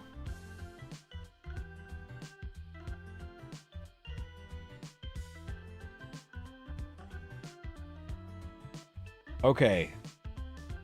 I wasn't sure when you wanted it. Let me confirm with the boys, because we do have a tag, but it may be released on Monday. Is that okay?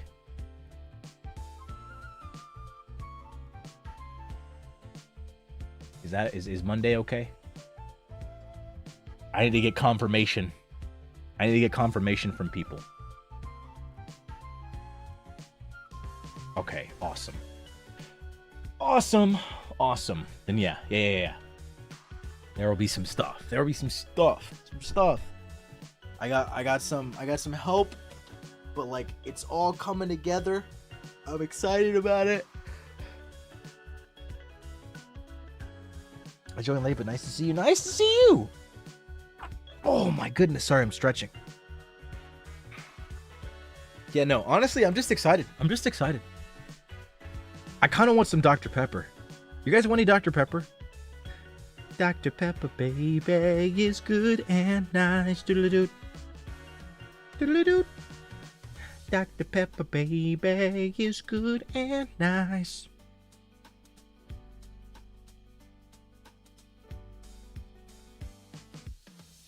You've never tried one before? Oh my gosh. Does it not keep you awake if you drink it late? I mean, that's only if it has caffeine in it. Oh my gosh, First Annie is crazy. I've low-key been on a Dr. Pepper kick lately, I'm not gonna lie. Oh! You know what I didn't get to tell you guys? I watched the Backrooms. I saw it. Does Dr. Pepper not have caffeine? You can get caffeine-less Dr. Pepper.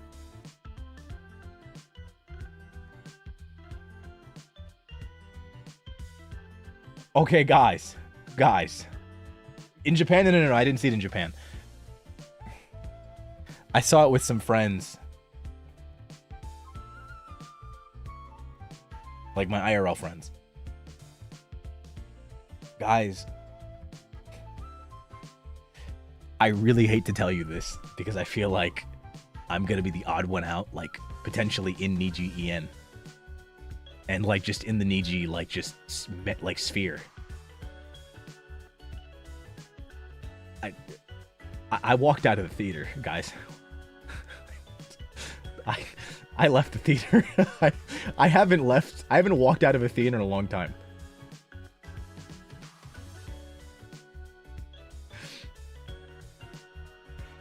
Like, I think I got through like 80% of it, and I was like, holy fuck. Like literally, I was like in the middle of the movie, like I feel like I feel like I was getting towards the end, and then I was just like, what the fuck is this? And I literally leaned over to my friends and I was like, hey, do you guys want to go get like boba or ice cream or something? And they were like, yeah. And then we just left.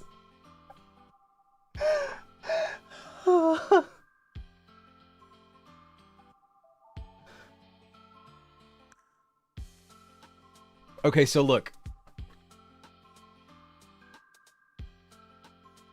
Like, here's my problem with it. Here's my problem with it. I don't want to get too spoilery. I'll just say this, because at the end of the day, you know, this is just kind of my take. I feel like this is a pretty solid take. However, I don't know necessarily if it's a criticism that everybody cares about. Because clearly it's been a well-received movie. I've heard that the opinions are pretty split on it, though. Like, I feel like people either hate it and feel like it's like the biggest letdown of 2026, or people love it and they say that it's like one of the best movies released ever. There's like no in between. So I'll say this without spoiling at all. Like, I won't give any like particular spoiler moments. I'll just say this. This was just my opinion on it, and like what I thought from like watching it. I'm like, maybe I'm crazy. Maybe I like didn't get the correct like version. Maybe somehow like they put the wrong version of the movie when I went. So I'll just say this. I remember 2 characters' names in the movie, and that's just because they were saying them a lot.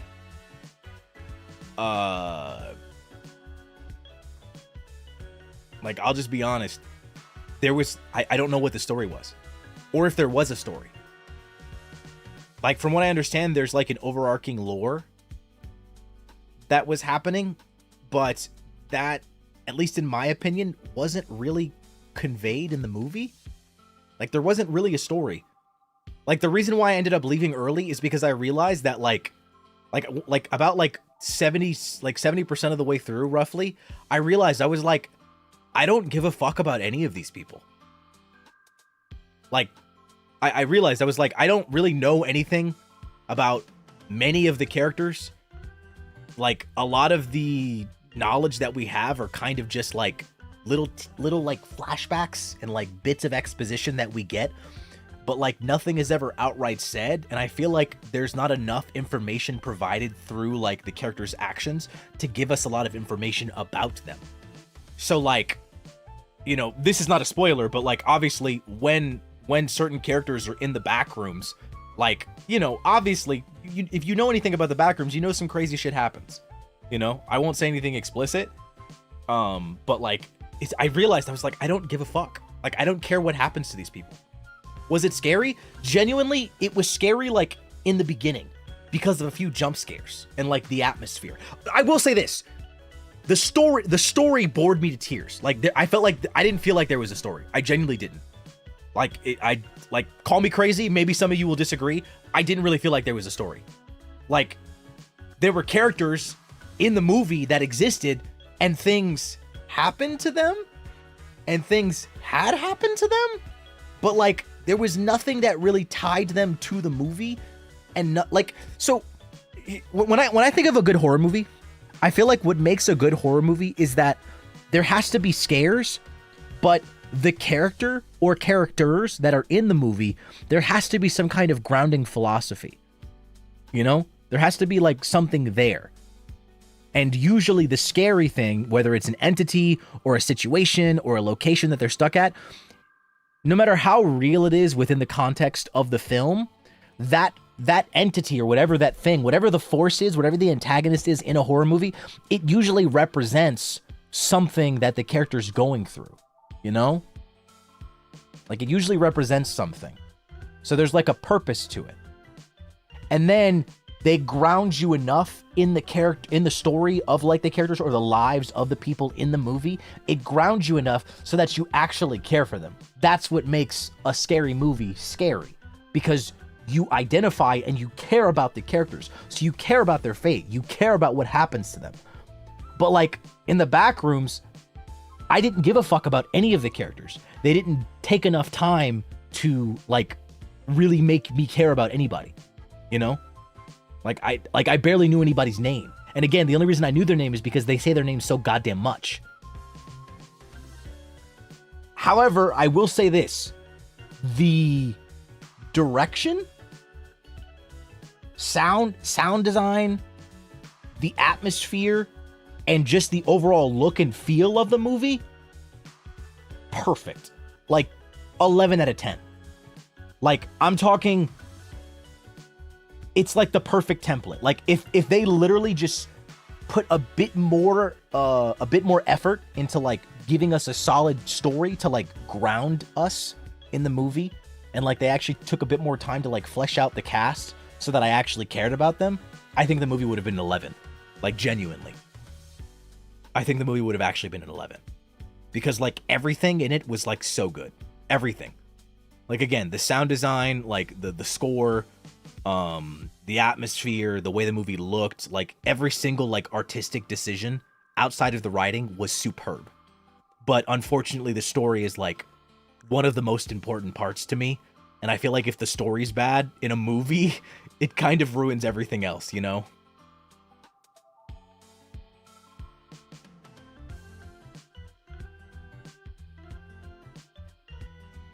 No connection with the characters at all. I mean, I really don't want to spoil anything too much. I feel like I've already said too much. It's just, I just didn't care about the characters. And I realized that like midway through, and I was like, bro, what the fuck is this? Like, I feel like anybody that's a fan of the Backrooms and knows about the Backrooms lore is gonna love this movie. But as someone that's like very half-heartedly in it, like I've literally only played like a couple Backrooms games. I don't really know much about like the lore. Like I don't know about the original like post or anything. I don't know about all the different versions. I'm not too deep of a fan. I'm probably not a representation of most people that are going to be watching the film, but I'm probably a decent size of the demographic, you know?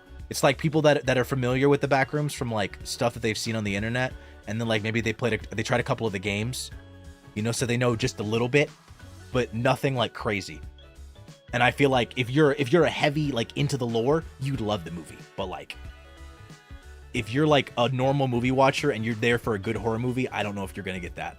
I really don't know. Low-key, how I felt after watching Obsession. You know, it's so crazy. I feel like Obsession was phenomenal. I feel like Obsession had the opposite issue of the Backrooms. Whereas the Backrooms had incredible set pieces, awesome art direction, sound design, and everything. Like, the writing was poor, and like the overall story like didn't mean anything to me. I didn't give a fuck what was going on with the characters. Whereas Obsession, I was intimately involved with what was going on in the story. It was very easy to follow. Obsession had a very simple plot and a very simple premise. You know, it wasn't anything like to write home about. Like, you know, like genuinely, I've seen tweets about discourse about Obsession, and some of it's actually just bullshit. People just don't know what the fuck they're talking about. There's like actually so many stupid people on the internet. It's kind of crazy. I don't know why there's so much talk about this movie. It is genuinely not that deep. Like it really fucking isn't. You know. Obsession is just classic cautionary tale, isn't it? I mean, pretty much. It's like, again, it's very basic. It's very basic. Obsession had $750K for its budget versus Backrooms, which was $10 million. And you could see the difference in the budget. Like, you could see the difference. Like, Obsession relied more on practical effects. Obviously, there's not too much CGI. And really what carried it was the lead's performance. She fucking carried that movie. Like, genuinely. Actual Oscar-worthy performance. Like, she was so good. She completely fucking ate, dude. Like, I'm gonna be real. If it wasn't... Is her name Indy? Is that how you pronounce her name? Or Inda? Indy? If she was not the lead, I don't know if that movie would have done as well as it did. Like, she absolutely fucking slayed that movie.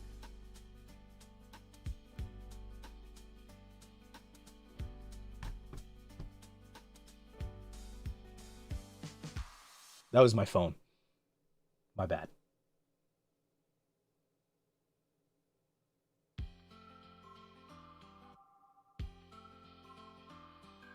Yeah, sorry, it's loud. I don't have my I didn't have Do Not Disturb on. Turn it back on.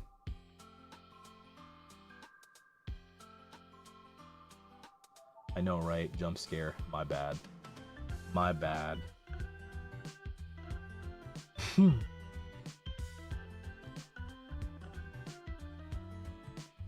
Yeah, no.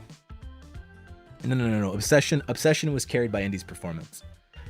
Without a doubt. But I think Obsession, like, as a movie, was better than Backrooms. I didn't really think of Obsession as horror.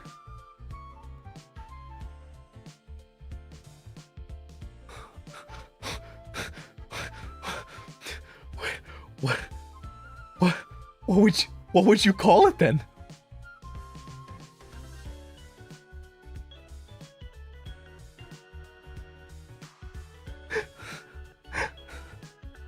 Psychological thriller? I guess so, yeah.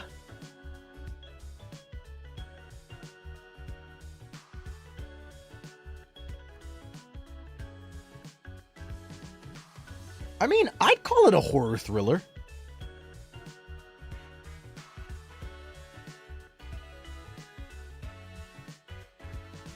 I don't know really how a psychological thriller is, like, difference between psychological thriller and horror. What's like the major difference?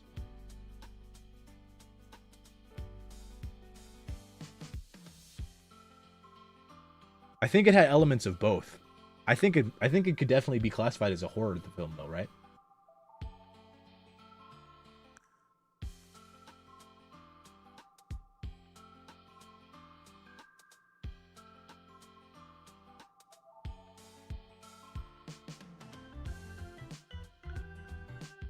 Backrooms definitely has prioritized its lore over its characters. Even in Kane's YouTube videos, we don't really care about the characters. See, and that's the unfortunate thing. Like, I think that doesn't work in a movie because unfortunately with a movie you need a character to ground you in the world. Like again, if you're a heavy Backrooms fan, you're gonna love the movie because from what I understand, Kane Parsons' depiction of the Backrooms was like phenomenal. But like for like writing a story and like writing a horror film, fucking bullshit. Like genuinely, I don't know if I've watched a horror movie and cared less about what was going on, what was happening to the people.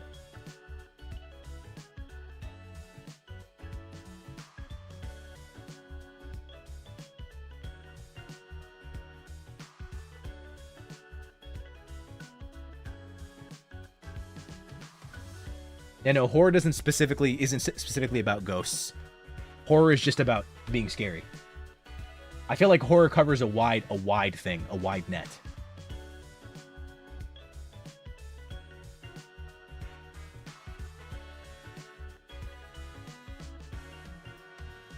Smile is probably one of the best horror films ever made. I think Smile is top tier. And Smile 2 took everything from Smile 1 and like did it again. It was just good.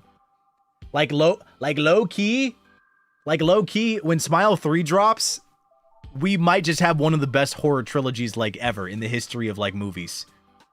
Like genuinely. I'm so real, dog. Smile is genuinely one of the best horror films I think I've seen. But Smile is also like my type of horror.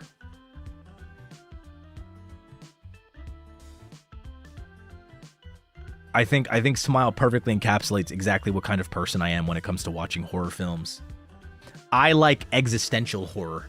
I like movies that when I watch them, I think about, you know, it makes you stop and think about beyond the movie. Have you seen It Follows? Yes, I have.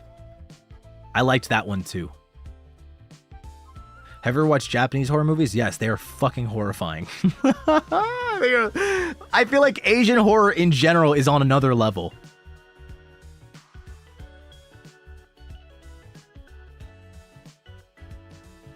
What are your thoughts on Hereditary? I haven't seen it. Have you seen Passenger or Hokum? No. I want to see Passenger though. I've heard about it. Cure? No. Thai horror is horrifying. Thai horror is the worst. Like, Japanese horror is scary because, like, they don't give a fuck. But, like, Thai horror is, yeah, no, that's actually just terrifying. Like, Thai horror is like you're cursed. Like the main character's cursed. And, like, she's just cursed to suffer. And that's the movie.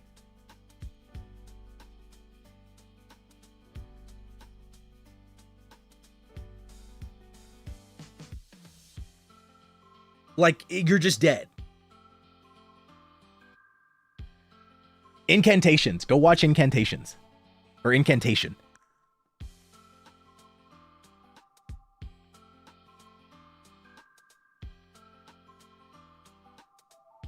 Thai horror is like, you're just fucked. You're just fucked.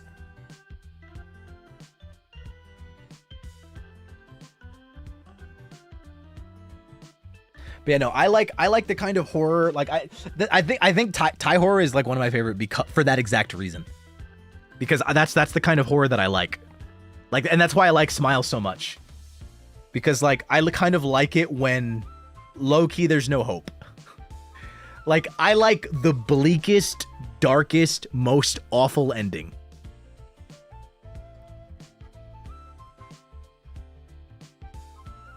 I like the worst things, you know, like genuinely the worse and more awful the ending, the more I'm likely going to enjoy it.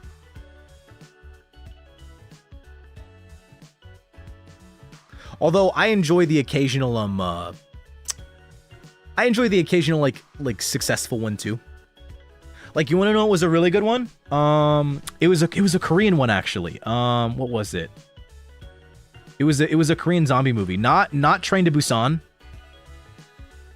What was it called? It's the one where the guy is like in his hotel room. And then he sees a girl like across the way, like in the other building. Not a hotel room, but it was like an apartment building. Yeah, hashtag alive. Hashtag alive, that one. Yes. That one was really good. I thought that one was fun. Like, if you want a fun one to watch, that's fun. Because I feel like that one is like thriller. I feel like that's what most people are gonna like. So he escaped, rare occurrence. I don't remember if he escapes or survives. I just remember that it was a fun watch. There's a Train to Busan sequel? I didn't know that. Bird Box? Yeah, Bird Box is stupid as shit. I feel like Bird Box, with how I describe my favorite horror movies, Bird Box I should like, but Bird Box just pissed me off. It's called Peninsula. Oh, damn.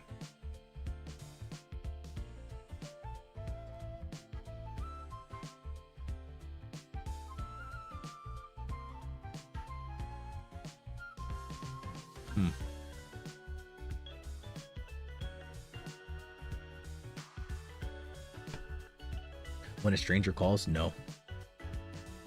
Never get scared in horror movies, so my type of horror movies that try to do something different. Oh, Skinamarink. I've never heard of that. Sweet Home? No, I haven't. I know that one though. Sweet Home that's the one with like the straight up monsters, right?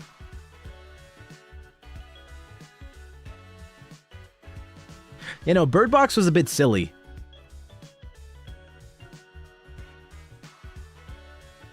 Like, there are some movies that I feel like they take a popular concept and then they don't execute it well.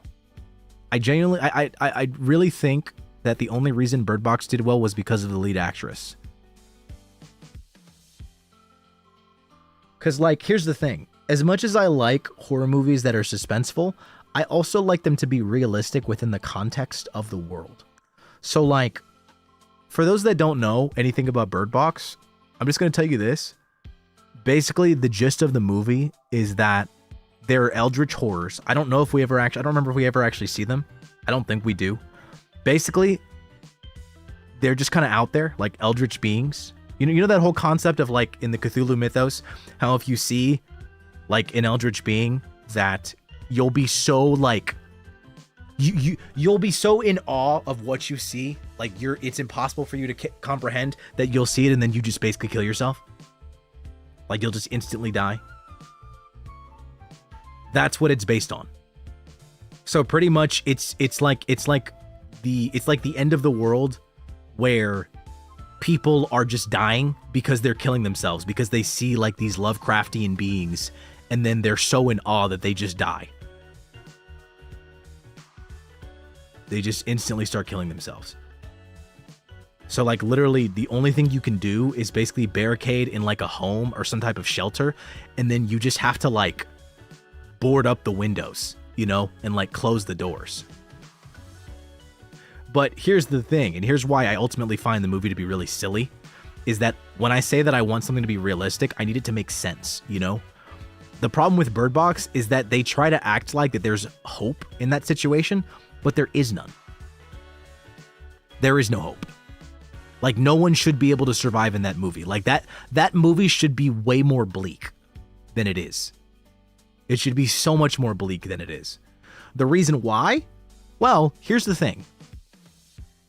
In Bird Box, the eldritch beings that you see, first of all, you can't look at them through a camera or like a video. If you see them through a camera or video, it's the same effect. You kill yourself. If you see them in person with your naked eye, you see them and you kill yourself. And then, if you don't kill yourself, you become their thrall.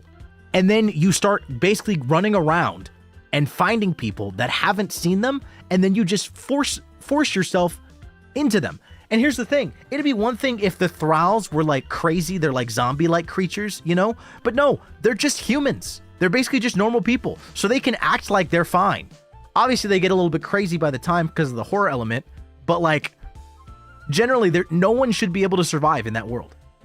If you go outside, you have to be wearing a blindfold 100% of the time.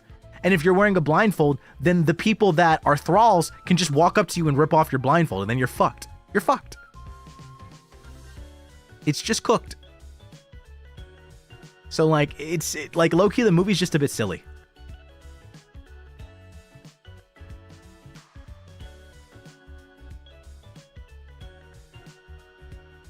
You ever seen Nope? I don't think so.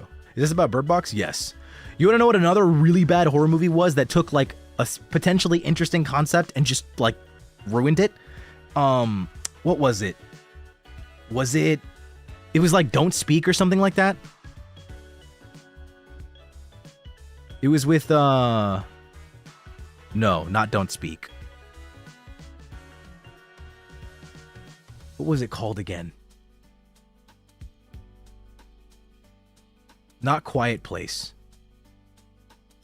Not A Quiet Place. No, A Quiet Place was good. A Quiet Place was that concept done correctly. It was the movie... Who's that one guy? Something...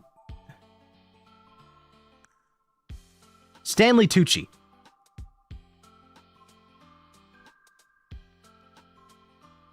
What movie? The Silence. That's what it was called. The Silence. The Silence was so bad. It was so bad, bro. The Silence was really bad. And you know why The Silence was bad? It's literally the exact same concept as A Quiet Place, where you have like these like ancient, you know, like in A Quiet Place it's aliens, but like in The Silence it's like ancient creatures that basically like I can't remember exactly what it is. It might have to do with like a glacier or something. Basically they're like in a cave, they come out, and it's like these bat-like creatures that can't see, all they can do is hear.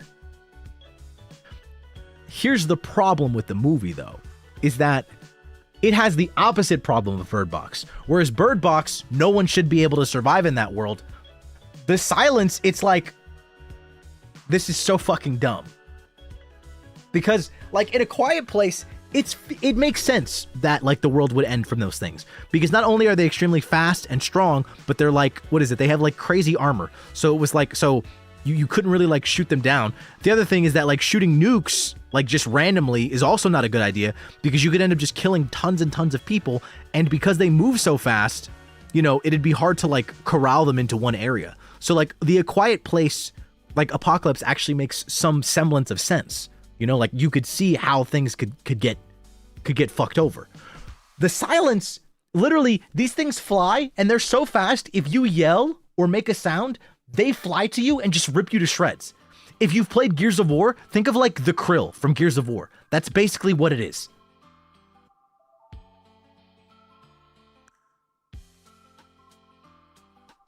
If you've played Gears of War, think of the Krill. They're basically like a flying swarm of bats that just come and instantly devour whatever makes a sound.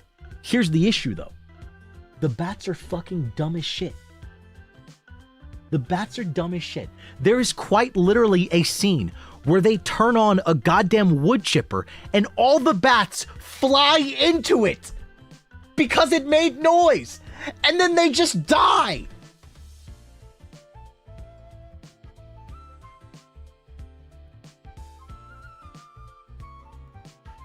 Like, what do you mean? What do you mean they drove the world to like almost apocalyptic level? But they are blind. That's the thing.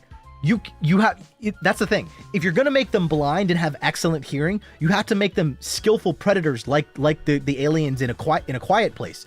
The Silence makes no sense because they're not skilled predators. They're just like basically ancient bats that are like coming out and they're just hungry. So they just go towards whatever makes noise. They're not like trained, like, you know, perfectly bred for combat like the guys in A Quiet Place. The bats in fucking The Silence are so stupid.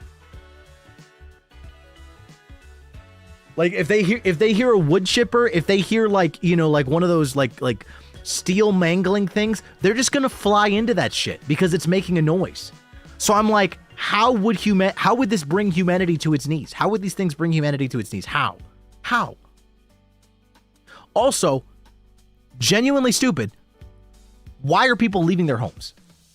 Like they tried to play it up like it would be like, you know, some kind of like crazy level apocalypse, like different societies are forming and people are taking advantage of the apocalypse. And it's like, bro, I'm positive this is the one time the government would be able to handle things. I'm actually confident. With the A Quiet Place ones, it's different. But with the Silence, like, dog, just stay inside your house. Like, there's no reason to leave your home. For food, maybe that's the only reason I can think of people leaving their homes. See, and that's a fair point. That's a very fair point. The problem is that only one person should go. Like, literally the whole premise of the movie is that they leave because they're like, oh, we're in the city. And like, if we stay in the city's loud and we're going to die. And it's, so let's go to the woods. And it's like, oh, that's a great idea. Yeah, let's go to the woods where it's so quiet that any possible sound we make is amplified by like 25,000 times because it's so goddamn quiet. It's so stupid. It's genuinely so dumb.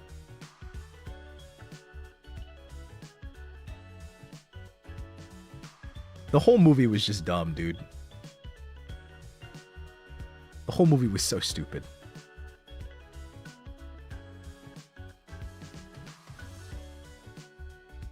Dude, does Crochet like very bleak endings where everyone dies? Yes. Yes, I do. I'm a freak. Wait, oh my god, I just realized I didn't thank you. Avi, thank you so much for the 5 gift memberships. I did not thank you. I'm so sorry. Thank you. Crew, thank you for 3 months too. I'm sorry, I've been just talking about horror films. How do we even start talking about horror films? I don't even know, dog. What about The Substance? I don't know. I gotta watch more horror movies. Oh, by the way, you wanna know what I did watch? For the first time in a long time, I watched something that wasn't a horror movie. You wanna know what I watched? That was really fucking good and I would actually recommend it to you. The Equalizer. Oh, because you went into the back rooms. That's why we started talking about horror. The Equalizer. The Equalizer was fire.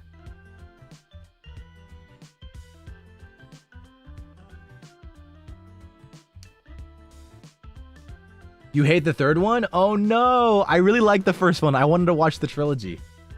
What's the synopsis?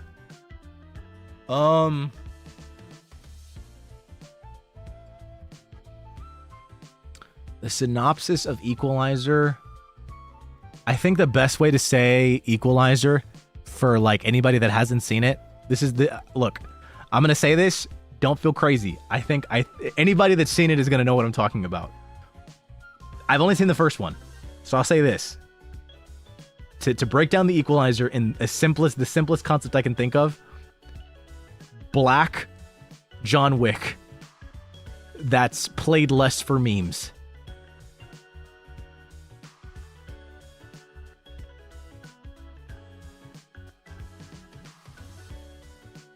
I think that's the best way to put it.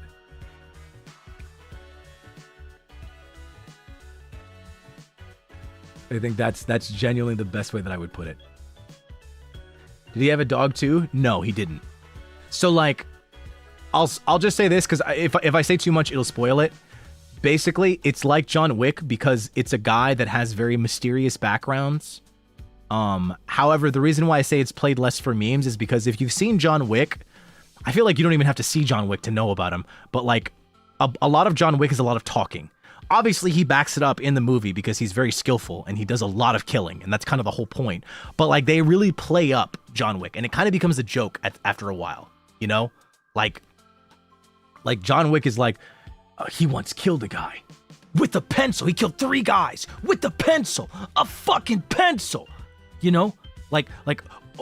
Just it's almost like the Chuck Norris memes, like with John Wick. It's like low key played for a joke, but then it's serious, obviously, because he does a lot of the stuff that they're joking about, but not really joking about. But I feel like it's kind of not as serious. You know what I mean? It's just kind of funny. John Wick is more of a joke in that way, and it's more clear about who he is and like where he came from. But like, it's a bit of the aftermath. Whereas the Equalizer, Denzel's character, we don't actually know much about him, and the story is not quick to tell us at all. Like, literally, I watched the first movie, and I really don't know anything about him. Like, I don't know much. You're not going to find out much about who this character is. But they do explain why he's called the Equalizer, and Now I think about it, I don't even remember if he's actually called the Equalizer in the movie. I don't know if he is. I think that's just the title. It's just the title of the film. Like legit. He's just Black John Wick, and I think he's just a guy that like potentially came from like a very serious background, and now he somehow got away from it, and now he just does whatever the fuck he wants. And if he sees injustice in the world, he fucking takes care of it. So I think that's why they call him, that's why the movie's called The Equalizer. Because the dude just corrects injustice. He's like where authority figures, where like the government, where like police, where these people won't step in, I will. And it's cold as fuck. The scenes are dope. The first movie was so good. I loved it a lot.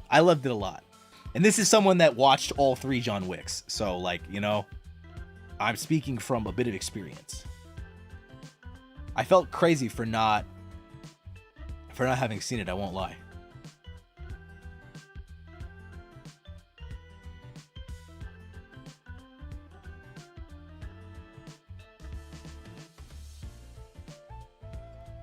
Huh.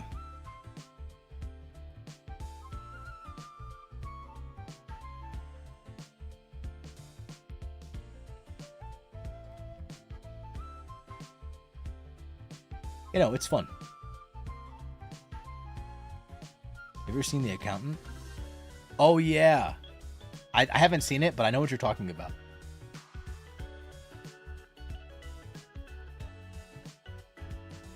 The ballerina? No. From the John Wick universe? No. Okay. I got a lot of movies to watch.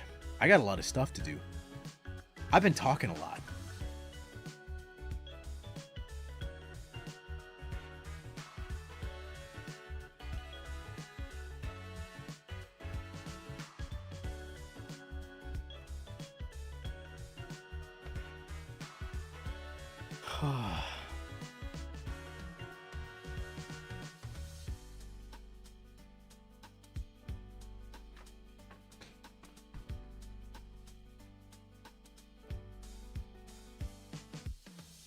I don't know. I like horror movies. I think I might just be back on watching movies. It might just be movie time, guys. It's movie time. Oh yeah. Luigi time. Oh yeah. Luigi time. I'm just kind of balling right now. Movie time. It's movie time. But, you know, I don't know what I'm going to do tomorrow. What should I do tomorrow? Have you seen Dragon's Dogma 2 DLC yet? Of course I have. I'm literally about to replay Dragon's Dogma 2 just to be hyped for it, just so I can be ready.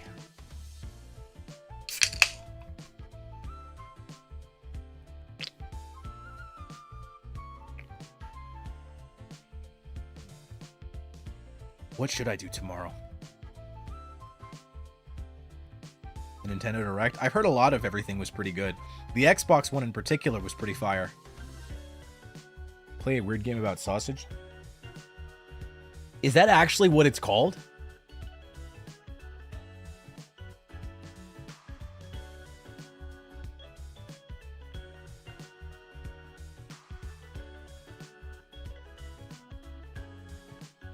Code Veronica? Oh, yeah. Yes, the new Fire Emblem. It's a Three Houses spinoff, right? I'm so excited. We don't thank you so much for the remember. Yeah, no, I'm hype. I'm ready. Low-key, I just want a game where I can ship more stuff. Are the celebrations for the 300K still happening? Yes. They're going to be coinciding with Krisis 3-year Annie. Yes, do not worry.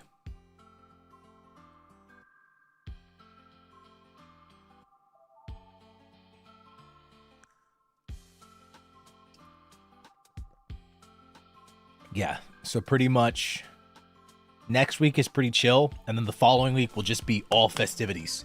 Krisis 3 years, 300K celebration, and then during the 300K celebration, I'm going to announce something kind of crazy, and then that's going to roll over into July.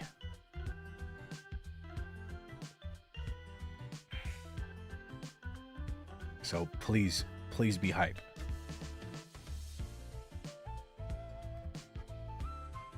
Will you consider to play the new Stellar Blade? She has. Oh, I'm not gonna lie to you guys. I saw the new Stellar Blade, and that seeing that trailer single-handedly made me want to play the original Stellar Blade.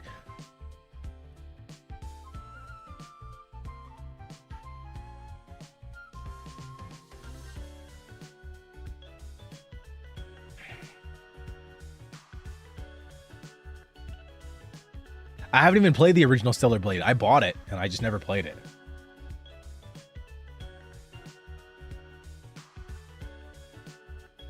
Tales of Seikyu. I heard about that game.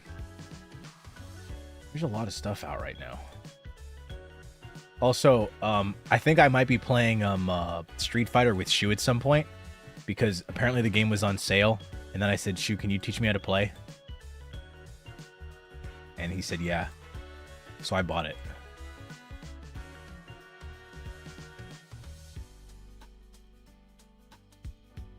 Ever played Axe? No, I don't know what that is.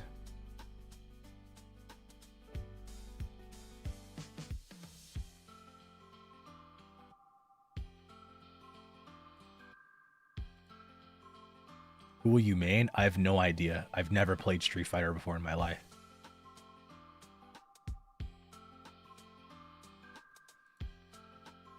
I'm just gonna pick like a really cute girl.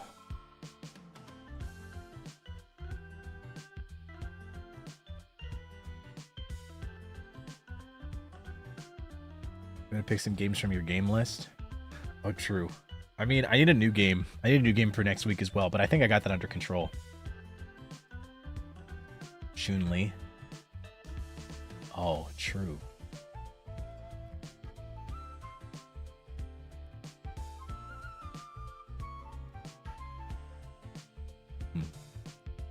There's a lot. Oh, by the way, something incredibly sad, by the way. I kind of stopped playing what is it? Remember the one Minecraft like I was playing? I stopped playing it. Do you want to know why? It's so sad. It's so sad. Everwind. I stopped playing it because I found out the drill doesn't even exist.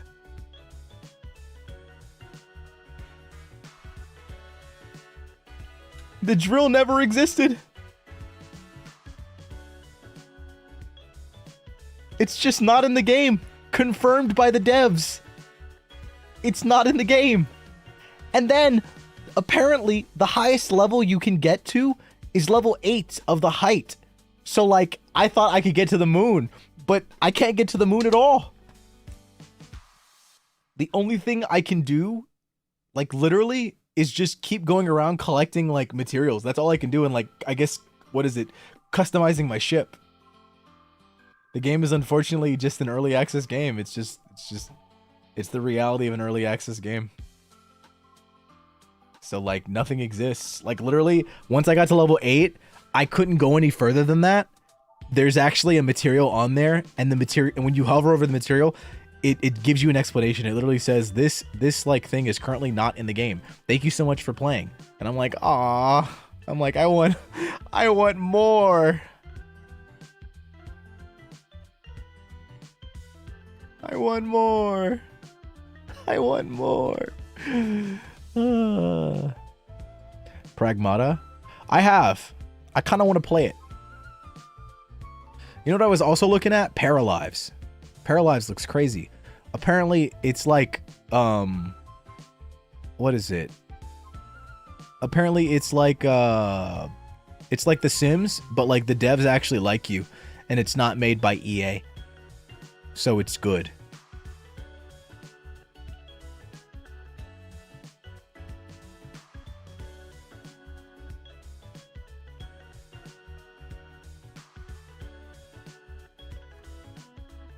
I think that's the best way to describe it.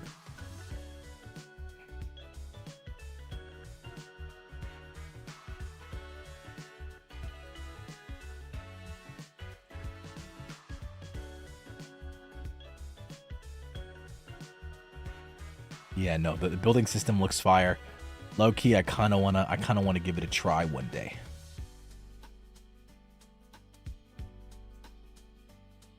I wanna give it a try. I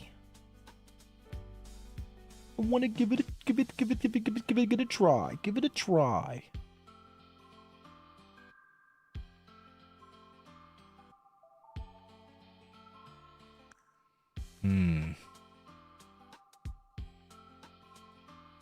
I think the other play is like...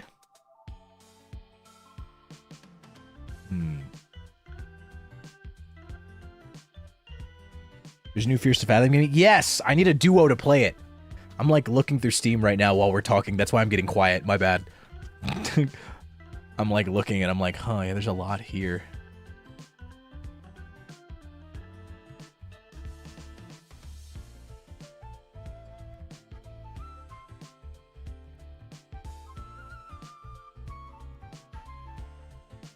There's a lot going on.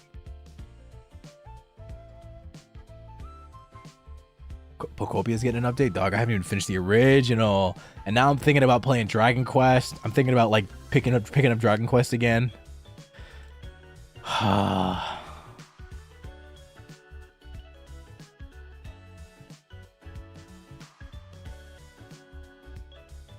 IDK.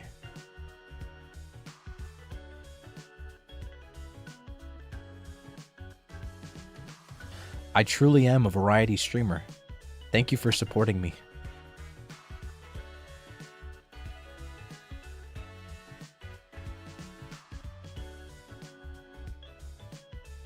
Thank you so much.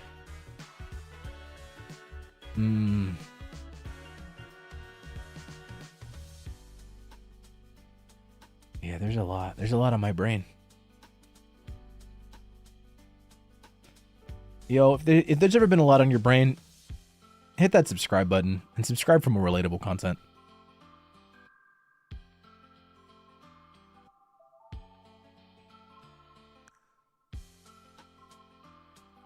Also, I'm not gonna lie, after seeing like a lot of the Twitter discourse about the new God of War game, it makes me want to play the originals so that I can play Lao Fei.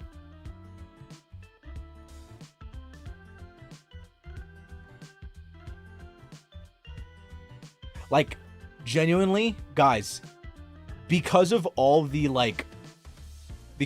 fucking like grifters that are crying about a woman being the lead of like the God of War games, because of all the grifters that are crying about it, it single-handedly made me want to play the God of War so that I could play Lao Fei.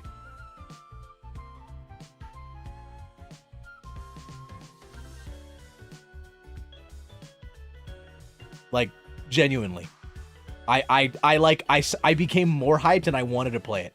Like, low-key, I've kind of just really... Like, I won't lie to you. I've been kind of using... Like, if the grifters hate the game, it makes me want to play it that much more.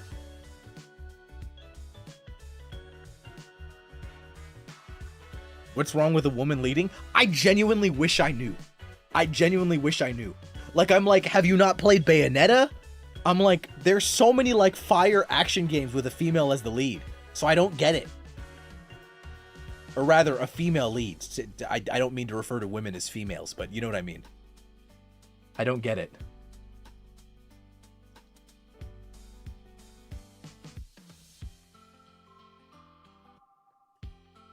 I really don't understand.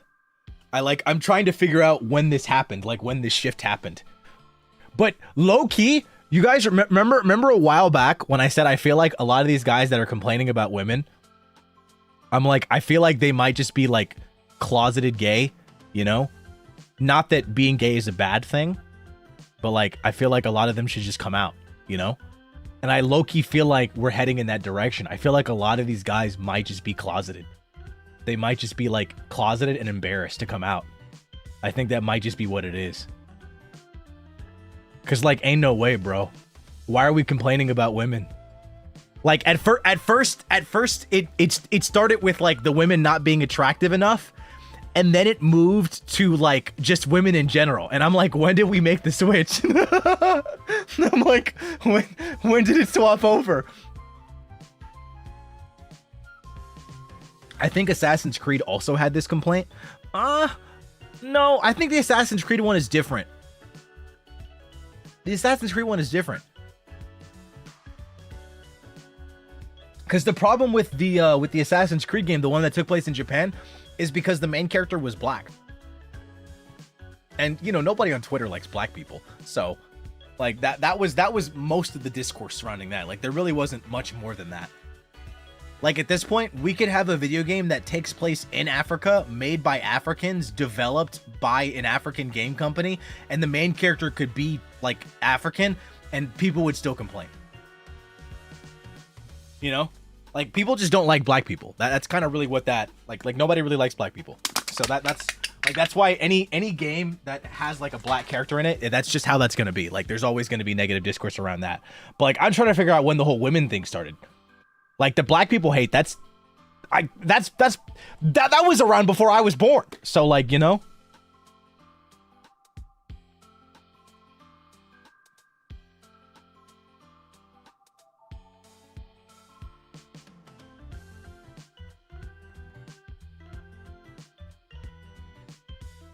Misogyny has been around for a long time, my guy. No, I understand that. My confusion lies in, like, when did it start happening, like, where like men just hated playing as women in games? Because, like, we're acting like this is like a brand new concept, but, like, there's been so many games where women have been the leads. Like, so many. Like, what is it? Horizon Zero Dawn, Bayonetta, what is it? Let me see. Like, I probably have a few in my library that I could just go down, you know, and find where, like, you play as a woman, that's the main character of the game, and the game centers around the girl. Tomb Raider, Nier Automata, there's some Silent Hills, there's some Resident Evils, you know, like, I'm trying to figure out, like, when this swap happened. Metroid, the main character is literally a girl.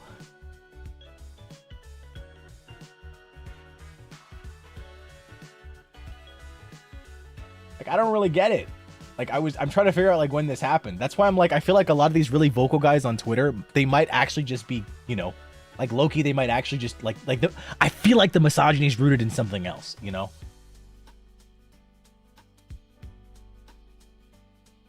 Like, it's gotta be. It's gotta be. It's gotta be.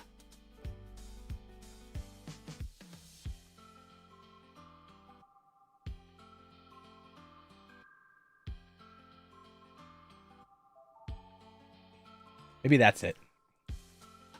Maybe that's it.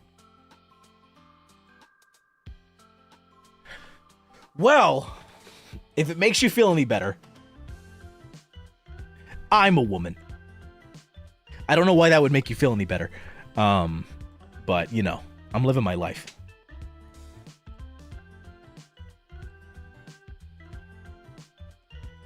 Anyways, happy Pride, support women, and the friend zone doesn't exist. So there you go. There you go.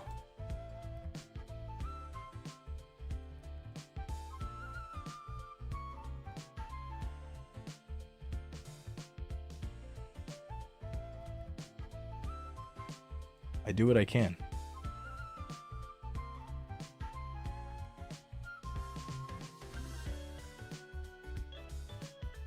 I think you earned your matcha latte. Thank you. Thank you very much.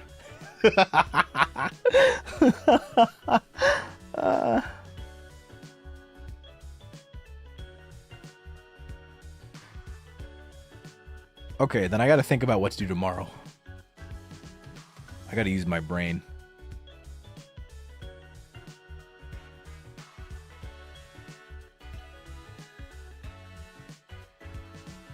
I never understood what was so bad about the friend zone. Like, is it so bad to be someone's friend? No. See, the friend zone has, like, a very specific connotation.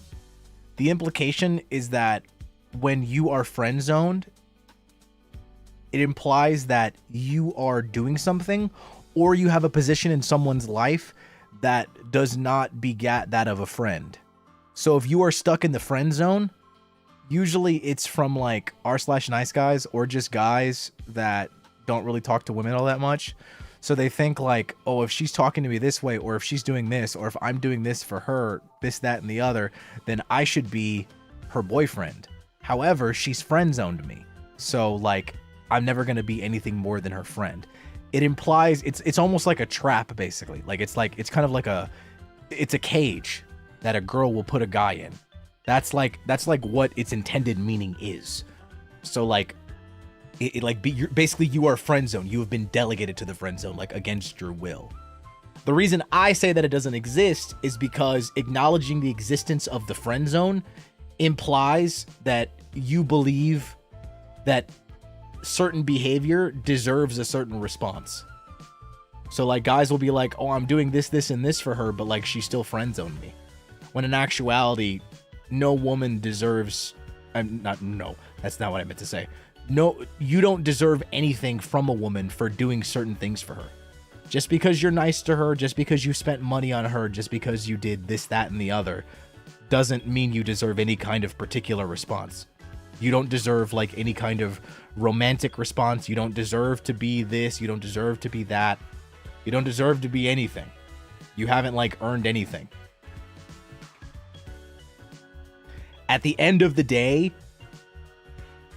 if she doesn't like you that way, then that's just it. There's not really a conversation after that. It's pretty much just guys that aren't super socially well adjusted and are very young. Some of them carry this behavior into their old age, but like it's usually from younger guys. And pretty much they play video games, so they just assume that like women are just NPCs, where if they complete enough side quests, and if they give her enough items, then it will raise her affection meter, and then she'll ultimately want to date you at the end of it. But they don't realize that women are not one-dimensional like NPCs. So they keep like throwing stuff at her, hoping that they will get the response that they want. When that is just not how it works. That's why I say the friend zone doesn't exist. The friend zone can exist, but the only time I would say the friend zone exists is when women decide that it exists. Only women allow the existence of the friend zone. And there's only one time when I think the definition actually applies. Otherwise, the friend zone is just a useful term, for lack of a better one. Like, the actual definition of the friend zone would be a very, very specific niche scenario. And that's a very specific niche scenario is when you have a girl that... Look, I'm gonna keep it a buck with you. Some of you may disagree with this. Some of you may know exactly what I'm talking about. I've heard this story a few times. Basically, there are girls that want to hoe around. And I'm not saying hoe around is like a bad thing, like it's like demeaning them, you know, making them look like they're worse. It's their terminology, not mine. Basically, girls want to hoe around, quote unquote hoe around, and you know, they don't want to settle down. However, they have a guy that they do really, really like, and they think that he's a good guy, but they don't want to be with him just yet because they know that if they get with him, then that's it. They're not going to be with anybody else, you know? Like that's their last guy. So they friend zone him intentionally so that they can finish hoeing around. That's like the very specific scenario that the friend zone actually exists. I've heard this from women, so I'm not like making this up. I'm just letting you know. This is not a definition or a scenario that I came up with. This is literally what I have heard from women. And it's a very rare and niche scenario because not all girls are like this, obviously. Everybody's different. And then the other scenario where the friend zone works is when it's used as like a term when there's no better one. So like an example would be like I don't know, like you're just kind of friends with a girl, you know? Like you're friends with a girl and things don't seem like they're ever gonna progress. I think if you have no other way to describe your current situation, you'll just say, oh yeah, I mean, I don't think we'll ever date. I'm in the friend zone, you know? Like, you're not like putting any fault in her. You're not blaming her, or like, you're not even like saying that it's a particularly bad thing. You're just saying, oh yeah, no, I'm in the friend zone. You know, that kind of thing. You're literally just saying it for lack of a better term.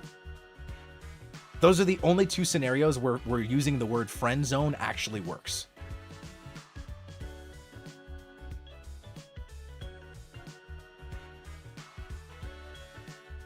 Those are the two scenarios. Otherwise, though, the friend zone in its traditional like meaning, how like most people, I feel like most guys use it, it doesn't exist.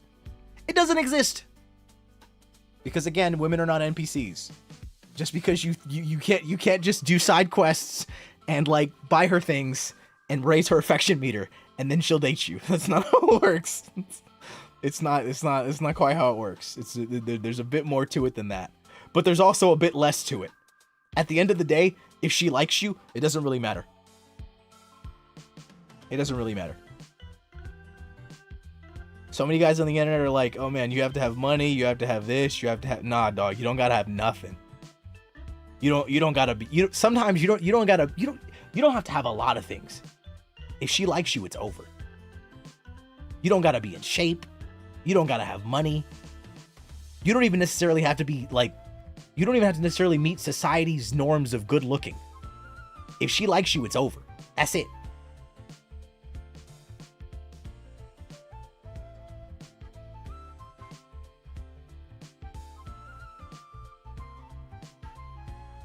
And if she doesn't like you, this is like word to all the men out there. If she doesn't like you, just go away. If you can be mature about it, remain her friend. But don't stick around when somebody hasn't chosen you. That's you're just showing her and everyone else around you that you have no self-respect. If she doesn't like you and she's made that clear, then just back off. You know, you can still be your friend, still remain cordial. Don't be fucking weird, you know. But like, give up, give up, give up. You know. Don't waste your time. Don't waste your time. Live your life. Live your life. And maybe you'd be surprised, you know? Maybe you moving on and you being like, okay, thanks, you know, I appreciate you replying to me. Maybe you moving on might be enough for her to be like, oh, wait, I do kind of like you. That was like really like mature and sexy of you, you know? Like, maybe she'll like you. And I'm not even saying that in like a get back at her type way, you know? Sometimes that just happens. Sometimes that happens.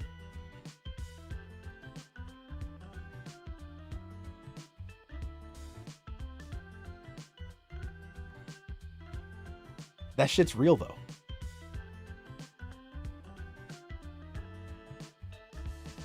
That's cope? No. It's not cope, dog. It's not cope.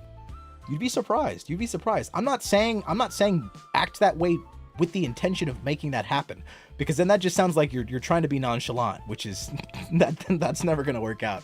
I'm simply saying it's better for you to be mature about it and just move on, you know? But don't be an asshole about it. Because the moment you're an asshole about it, that's when it's bad. But things can go better if you handle it better. People always remember how you made them feel. They remember the impression that you left upon them. So if if there's a girl that you're interested in and you talk to her and she rejects you and you handle it really well, that might leave a better impression than you think. Do you ever have success with that move? Did you just ask me if I have success with that move? Did you really just ask me that?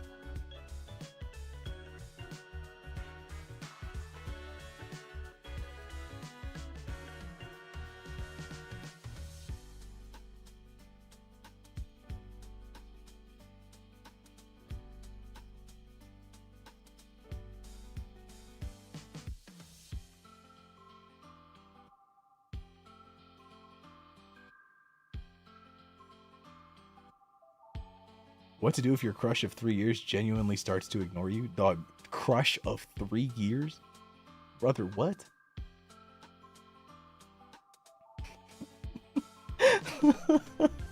Well, excuse them for having some faith in you. Why?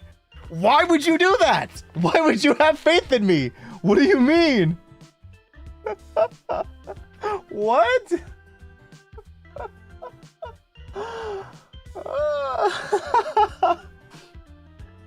If he's ignoring you, he doesn't sound like your friend.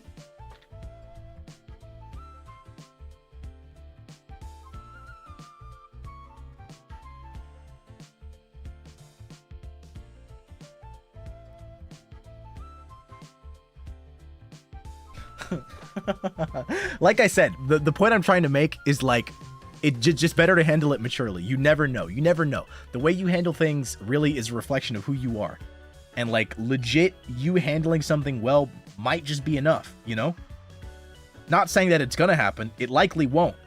But it's better that you handle it with maturity and grace, you know, over crying about it. Or even worse, not giving up.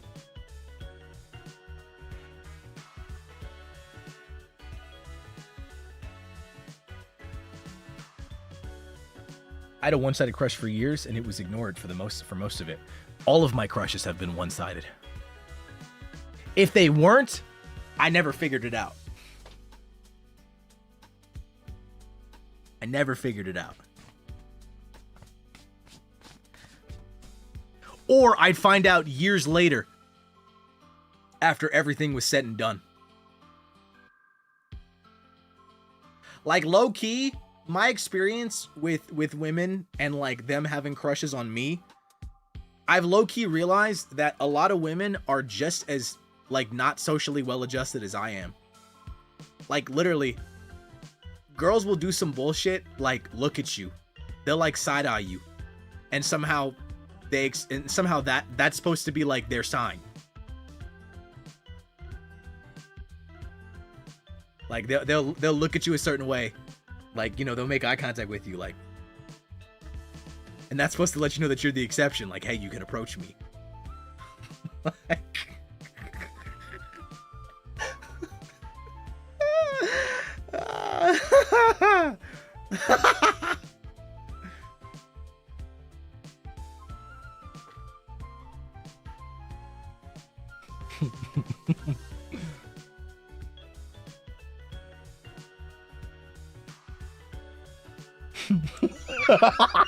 don't call me out, please.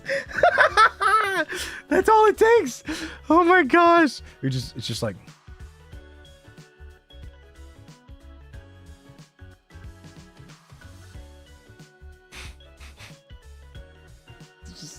it's just that glance.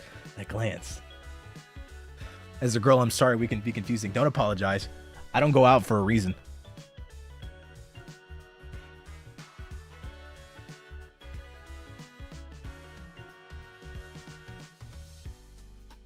Good luck, everybody. Good luck, everybody. They call me the fumble bringer, but I got girls in my chat that glance at motherfuckers expecting a response. They call me fumble bringer. Me!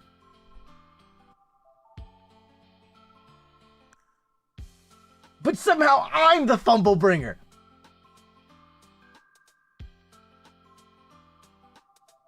Crazy shit. Because you are, dog. Oh, really? Oh, really? Is this another like streamer like chat? Is that what's happening? Is that what's happening? Is that what we're doing right now? Like Oshi like chat? Crazy. Crazy.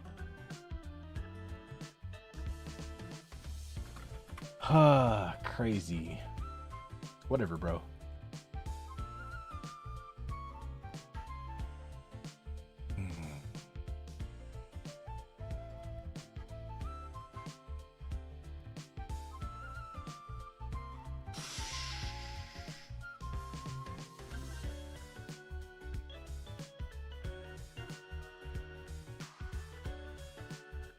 Whatever, dog.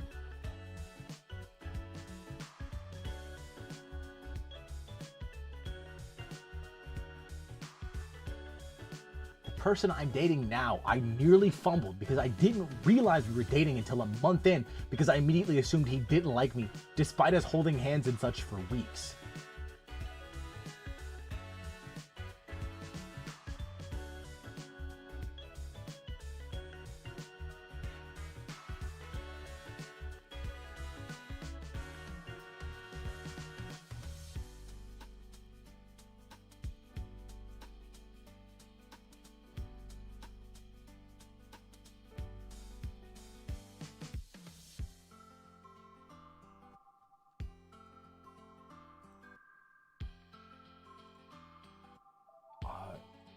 I mean, okay.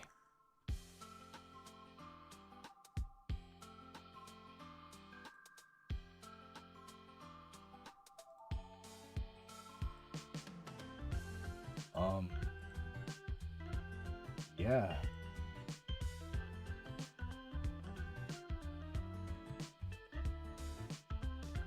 I don't know. I'm just, it's really fucking funny. I'm not gonna lie. It's like, this shit's hilarious.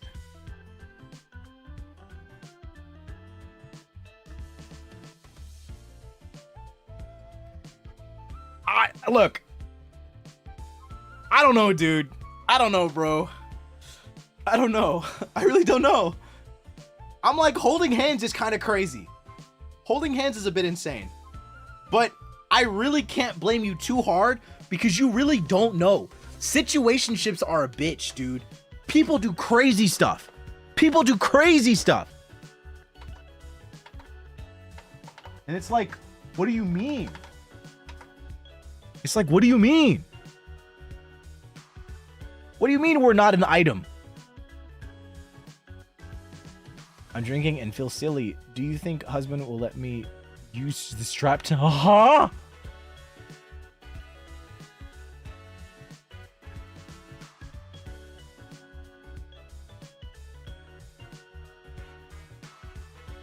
Maybe if you get him drunk. What? That's crazy.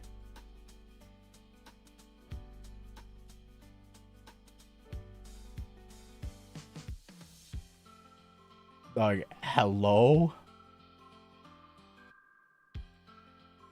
Thanks for the super, though. I hope you're having fun. Good luck. I think we should know less about each other. I'm not comfortable with the energy we've created in the studio today.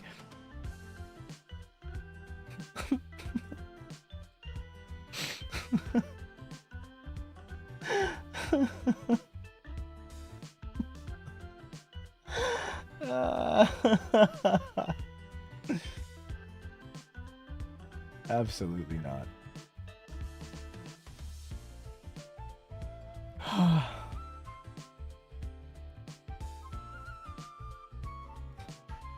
I think we should know less about each other. That's a fucking good one.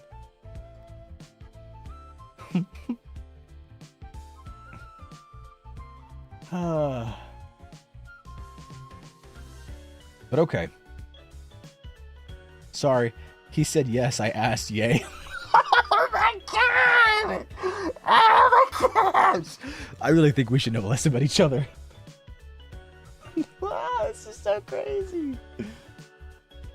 Dog, what? You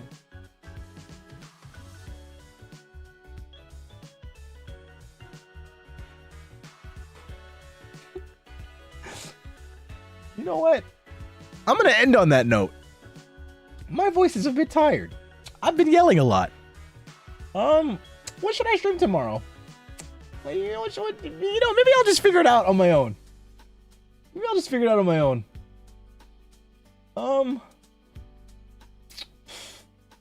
Please, we can stream here and there where we can be a little unhinged. No, that's fine. That's fine. That's fine. Are we scaring you off? Nah. Cooking stream? No, that's gonna happen. That's gonna happen this month. Just not tomorrow. Not tomorrow. I don't know.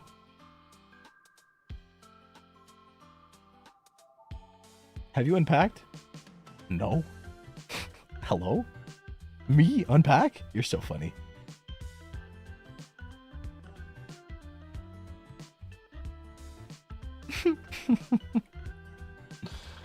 You're so funny. You're so funny. Unpacking ASMR? No, I'm not doing an unpacking stream. I'm not. I'm gonna end stream right now and I'm raiding. I'm gonna raid Uki. I'm gonna raid Uki. What the hell? YouTube? What the hell? YouTube! Thank you so much for the subas and the gift and memberships and the re-memberships and the new memberships. There we go. Yugi's playing Until Then. I've never heard of this game. But okay. I'll see you guys tomorrow. I don't know what I'm going to do, but I'm going to figure it out. And I'll have my schedule for next week up. And then the following week. Please look forward to this month. Please look forward to this month. Please, please, please, please. I'm very excited for this month. Troy, thank you so much for 16 months of membership. Thank you for the stream. So happy you're back. Welcome home. Wish you all the best with your upcoming streams and plans. Thank you so much. And oh my god, Lydia, thank you so much for the 5 gifted memberships. And Karna, thank you so much for the 5 gifted memberships. And Peter, thank you so much for the 5 gifted memberships. And Willow, thank you Peter, thank you so much for the gifted membership. And Phil, thank you so much for the gifted membership. Thank you so much for all the gifted. The last second. Thank you. Hara, thank you so much for the super. Have a restful weekend. I will indeed. I actually won't, because I'm going to stream like crazy. I'm going to stream tomorrow. And then I'm going to stream tomorrow again. I'm going to do the same on Sunday. So thank you so much. All right. All right. Please look forward. Please look forward to it. All right. Thank you so much for the gifted membership. Thank you so much. Oh my gosh. Oh, should have a gaming with you stream this month. I'm going to do that next week. Yeah, that sounds great. Okay, great. We can talk, members, we can talk about what game we'll play. We can talk about that. So 2 streams tomorrow. That's what I would like to do. That is my plan. That is my goal. That is my goal. Roblox? I can't play Roblox. I wish I could play Roblox. Or do I? I don't know if I do. I really don't know if I do. What's our watch along? That's a great question. Wait, what's our watch along? I don't know. I mean, I don't know. I kind of... Watch alongs are like, you know... We can talk about a lot of stuff. Yeah, we can figure it out before the end of the week. Thank you, Garnett. Thank you so much. Thank you guys so much. I appreciate you. I will see you next time. All right? We'll talk about it. See you later. Bye-bye. Say hi to Uki. Oh, yeah, and don't forget that you're cool. Bye-bye. Oh, whoa.